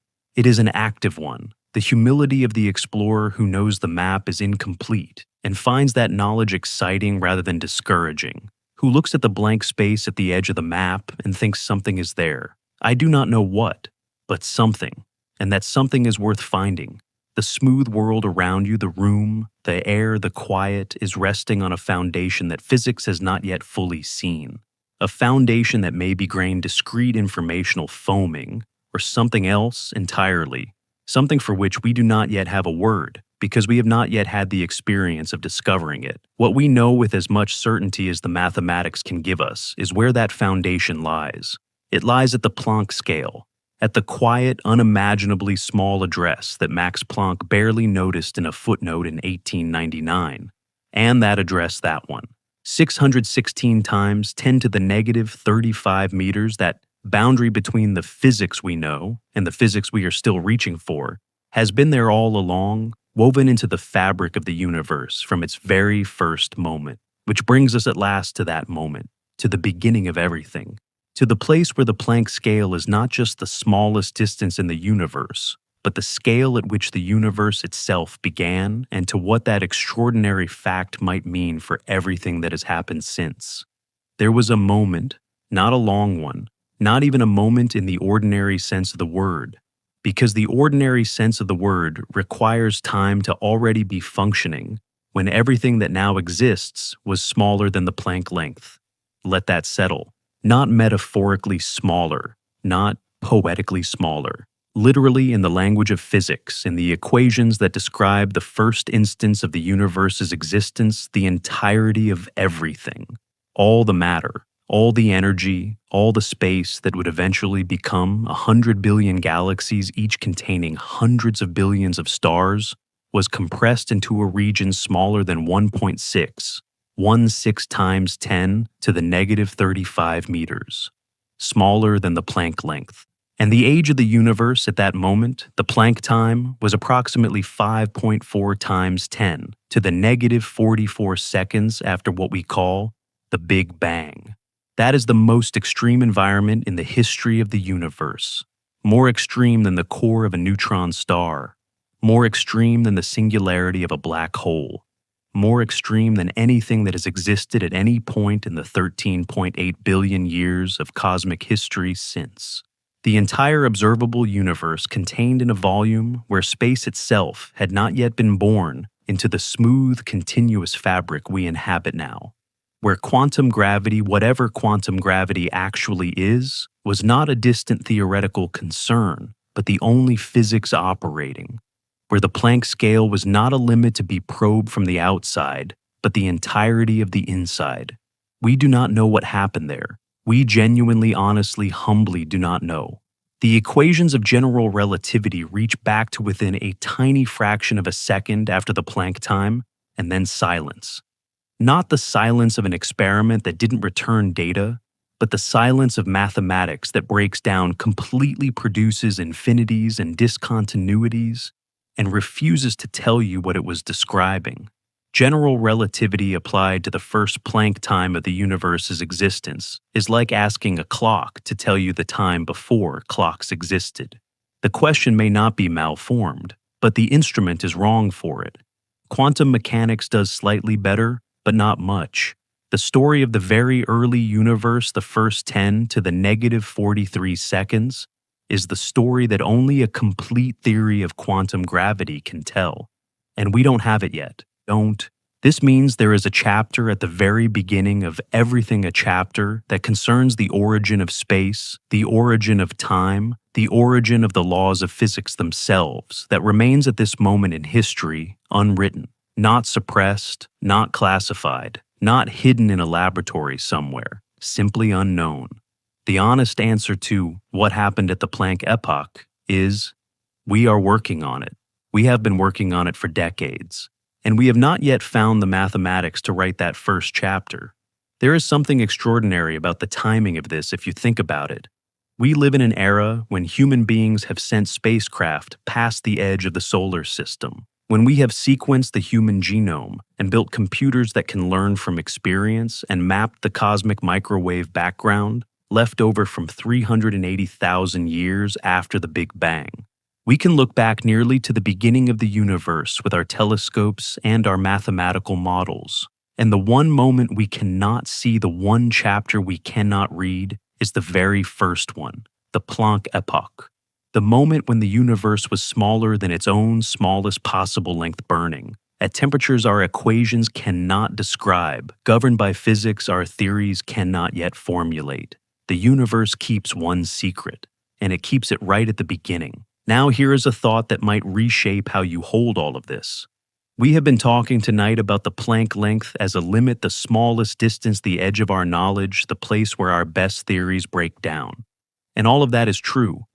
But there is another way to frame it, one that some physicists find more illuminating, and that carries, I think, a different emotional weight. The Planck length is not just where our knowledge ends. It is also where the universe's own self-description becomes circular. Here is what I mean. The Planck length is derived from three constants: the speed of light, the gravitational constant, and Planck's constant. These are not just numbers that humans measured and happened to find useful. They are, according to our best understanding of physics, fundamental features of the universe itself, properties of the universe about the universe's own internal parameters. And when you combine those three internal parameters in the only way that produces a length, you get the Planck length, the length at which the universe's own self-description, using those same three parameters, breaks down and becomes inconsistent. The universe, in a strange sense, is reaching its own limit, not a limit imposed from outside, a limit that emerges from its own internal structure. The Planck length is where the universe's own mathematics stops working on the universe. That is not a failure of science. It is one of the deepest things science has ever discovered. The universe has an inside edge, a scale at which the description folds back on itself and becomes something that requires new language to continue. Ask yourself this, and let the question rest in you without forcing an answer. What does it feel like to be a creature made of atoms, living in a universe that has a Planck scale, knowing that the space you are moving through right now has a structure at its deepest level that no human being has ever seen, that may be discrete, may be informational, may be something no living language has words for. Yet, does that make the room you are in feel smaller? Or does it make it feel, somehow, more? I find it makes things feel more rich, more layered, more secretly extraordinary than they appear. The floor beneath you, solid, unremarkable present, is resting on atoms. The atoms are resting on quarks. The quarks are resting on fields. The fields are resting on a space-time fabric that at the Planck scale is doing something that the universe has not yet consented to tell us. And all of that depth is present right now, in a room in an ordinary night in the air between one breath and the next. It is worth pausing here to trace the remarkable human thread that runs through everything we've explored tonight. Democritus, in 400 BCE, asking whether the world had a smallest piece and being dismissed by Aristotle's authority for 2,000 years. Max Planck in 1899 trying to fix a broken equation and accidentally writing down the number that would reopen Democritus's question with mathematical precision. Einstein recognizing that space and time are not a fixed stage, but an active participant in physics woven inseparably from the matter and energy that fill it. Heisenberg discovering that uncertainty is not a flaw in our measurements, but a feature of reality itself. Wheeler imagining the space-time foam, coining the phrase, "it from bit," and spending his career trying to understand what the quantum is really telling us about the nature of existence. And the generations of physicists since working on string theory and loop quantum gravity and causal dynamical triangulations, and dozens of other approaches, each one inheriting Democritus's question and Planck's number, and trying with the best mathematical tools their era could offer to see one level deeper. This is what science looks like from the inside. Not a smooth progression of certain knowledge each generation handing a completed puzzle to the next, but a living argumentative, sometimes confused, always deeply serious attempt to describe a universe that is under no obligation to be comprehensible and has so far chosen to be comprehensible anyway, at least up to a point, up to the Planck scale, beyond which the conversation between human minds and physical reality is still genuinely just beginning. There is a physicist named Carlo Rovelli, one of the founders of loop quantum gravity, a man who has spent decades thinking about the nature of space and time at the Planck scale, who wrote something that has stayed with me since I first read it. He said that the world is not made of things. It is made of events, of happenings, of interactions. The appearance of stable, persistent objects, rocks, trees, people, planets, is a large-scale phenomenon, an emergent quality of a universe that, at the deepest level, is a network of relations and events rather than a collection of things. In this picture, space is not a container that events happen inside. Space is the structure of the relations between events. And at the Planck scale, that relational structure becomes something so different from our ordinary concept of space that new words may be needed to hold it. We are at the beginning of finding those words, not the end, the beginning. And here is what I find most moving about all of it. The Planck length was written into the universe at the moment of the Big Bang, or before it, or at whatever constituted the beginning of everything. It has been a feature of physical reality for 13.8 billion years. For all but the last fraction of a fraction of that time, there was no mind in the universe to notice it, no consciousness to ask about it, no mathematical language capable of expressing it. Stars burned and collapsed without knowing the Planck length. Galaxies collided and merged without knowing the Planck length.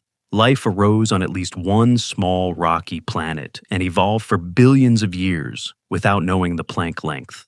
And then, very recently in the last eye blink of cosmic time, in the last 125 years of a 13.8 billion year history, a particular species of primate on a small planet began for the first time to notice, to measure, to name. Max Planck wrote H on a page in Berlin in 1899, and the universe's smallest distance entered human awareness for the first time. Not because it came into existence then. It had always been there. But because at that moment, the universe had finally produced a kind of matter, human matter, curious matter, mathematical matter that could look at its own substrate and begin, however haltingly, to ask what it was made of. We are the universe asking itself about its own structure, not as a metaphor, as a literal description of what is happening when a physicist sits down with a notebook and derives the Planck length. The universe organized into the particular arrangement of atoms and energy and information that constitutes a thinking human being is examining its own deepest nature, and what it finds at the very bottom of that examination is a length it cannot yet fully see past, a scale where its own self-description reaches its limit, a mystery that is in the most precise sense the mystery of what it is to exist. That is where we have traveled tonight, from a quiet room to the edge of everything, from the ordinary texture of an ordinary evening to the boundary where the physics of space runs out of language, from a patient German physicist fixing a broken equation to the foaming, churning, unresolved frontier of 21st century science. And from the ancient question of a Greek philosopher watching dust drift in afternoon light, does the world have a smallest piece to the equally ancient, equally unanswered version of that question that physicists are still carrying in their notebooks today? The answer is probably yes. Something happens at the Planck scale, something that our current theories cannot describe, something that a future theory, perhaps in your lifetime, perhaps not, will eventually illuminate. And whatever that something is, it has been the deepest fact about the universe you have been moving through all your life, in every room you have ever been in every step you have ever taken, in every breath you have ever drawn. It was there in the space between your fingers right now, too small to feel too deep, to see too fundamental to ignore. The universe has a smallest distance, and in the silence at the edge of it, something is waiting to be understood. That is perhaps the most honest thing physics can say tonight. Not the complete answer isn't here yet, but the honest shape of the question, the true location of the mystery, the precise address of the next great discovery in the history of human understanding. And just knowing where the edge is and that someone is walking toward it is, I think, a remarkable thing to carry with you as you close your eyes tonight. You have traveled further tonight than most people ever think to go. You sat with the smallest number in physics and let it unfold into one of the deepest stories the universe has to tell. You followed a quiet German physicist into a problem about glowing iron and emerged with a question about the very nature of space and time. You stood at the edge of what the best minds in science currently know and looked out together at what they don't know yet. And that gap, that honest, productive, luminous gap between the known and the unknown, that is where the next great chapter of science is being written right now by people who chose to stand at the edge and keep looking. Thank you for drifting here with me tonight. Genuinely. These are not easy ideas to carry, and you carried them with grace. If this journey gave you something, a sense of wonder, a new question, a feeling that the ordinary world around you is secretly extraordinary, then everything was worth it. If you enjoyed this quiet exploration alike, means more than you might think, it tells the universe's algorithms that slow, careful science is worth finding. And if you want to be here for the next story, the next late-night journey to the edge of something vast and beautiful and not yet fully understood, subscribing is the simplest way to make sure it finds you.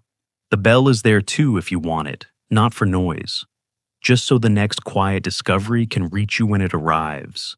Until then, rest well. Let the questions breathe. Let the mystery be large and soft, and present the way the best mysteries always are. The universe is under no obligation to give up its secrets quickly, but it keeps leaving clues.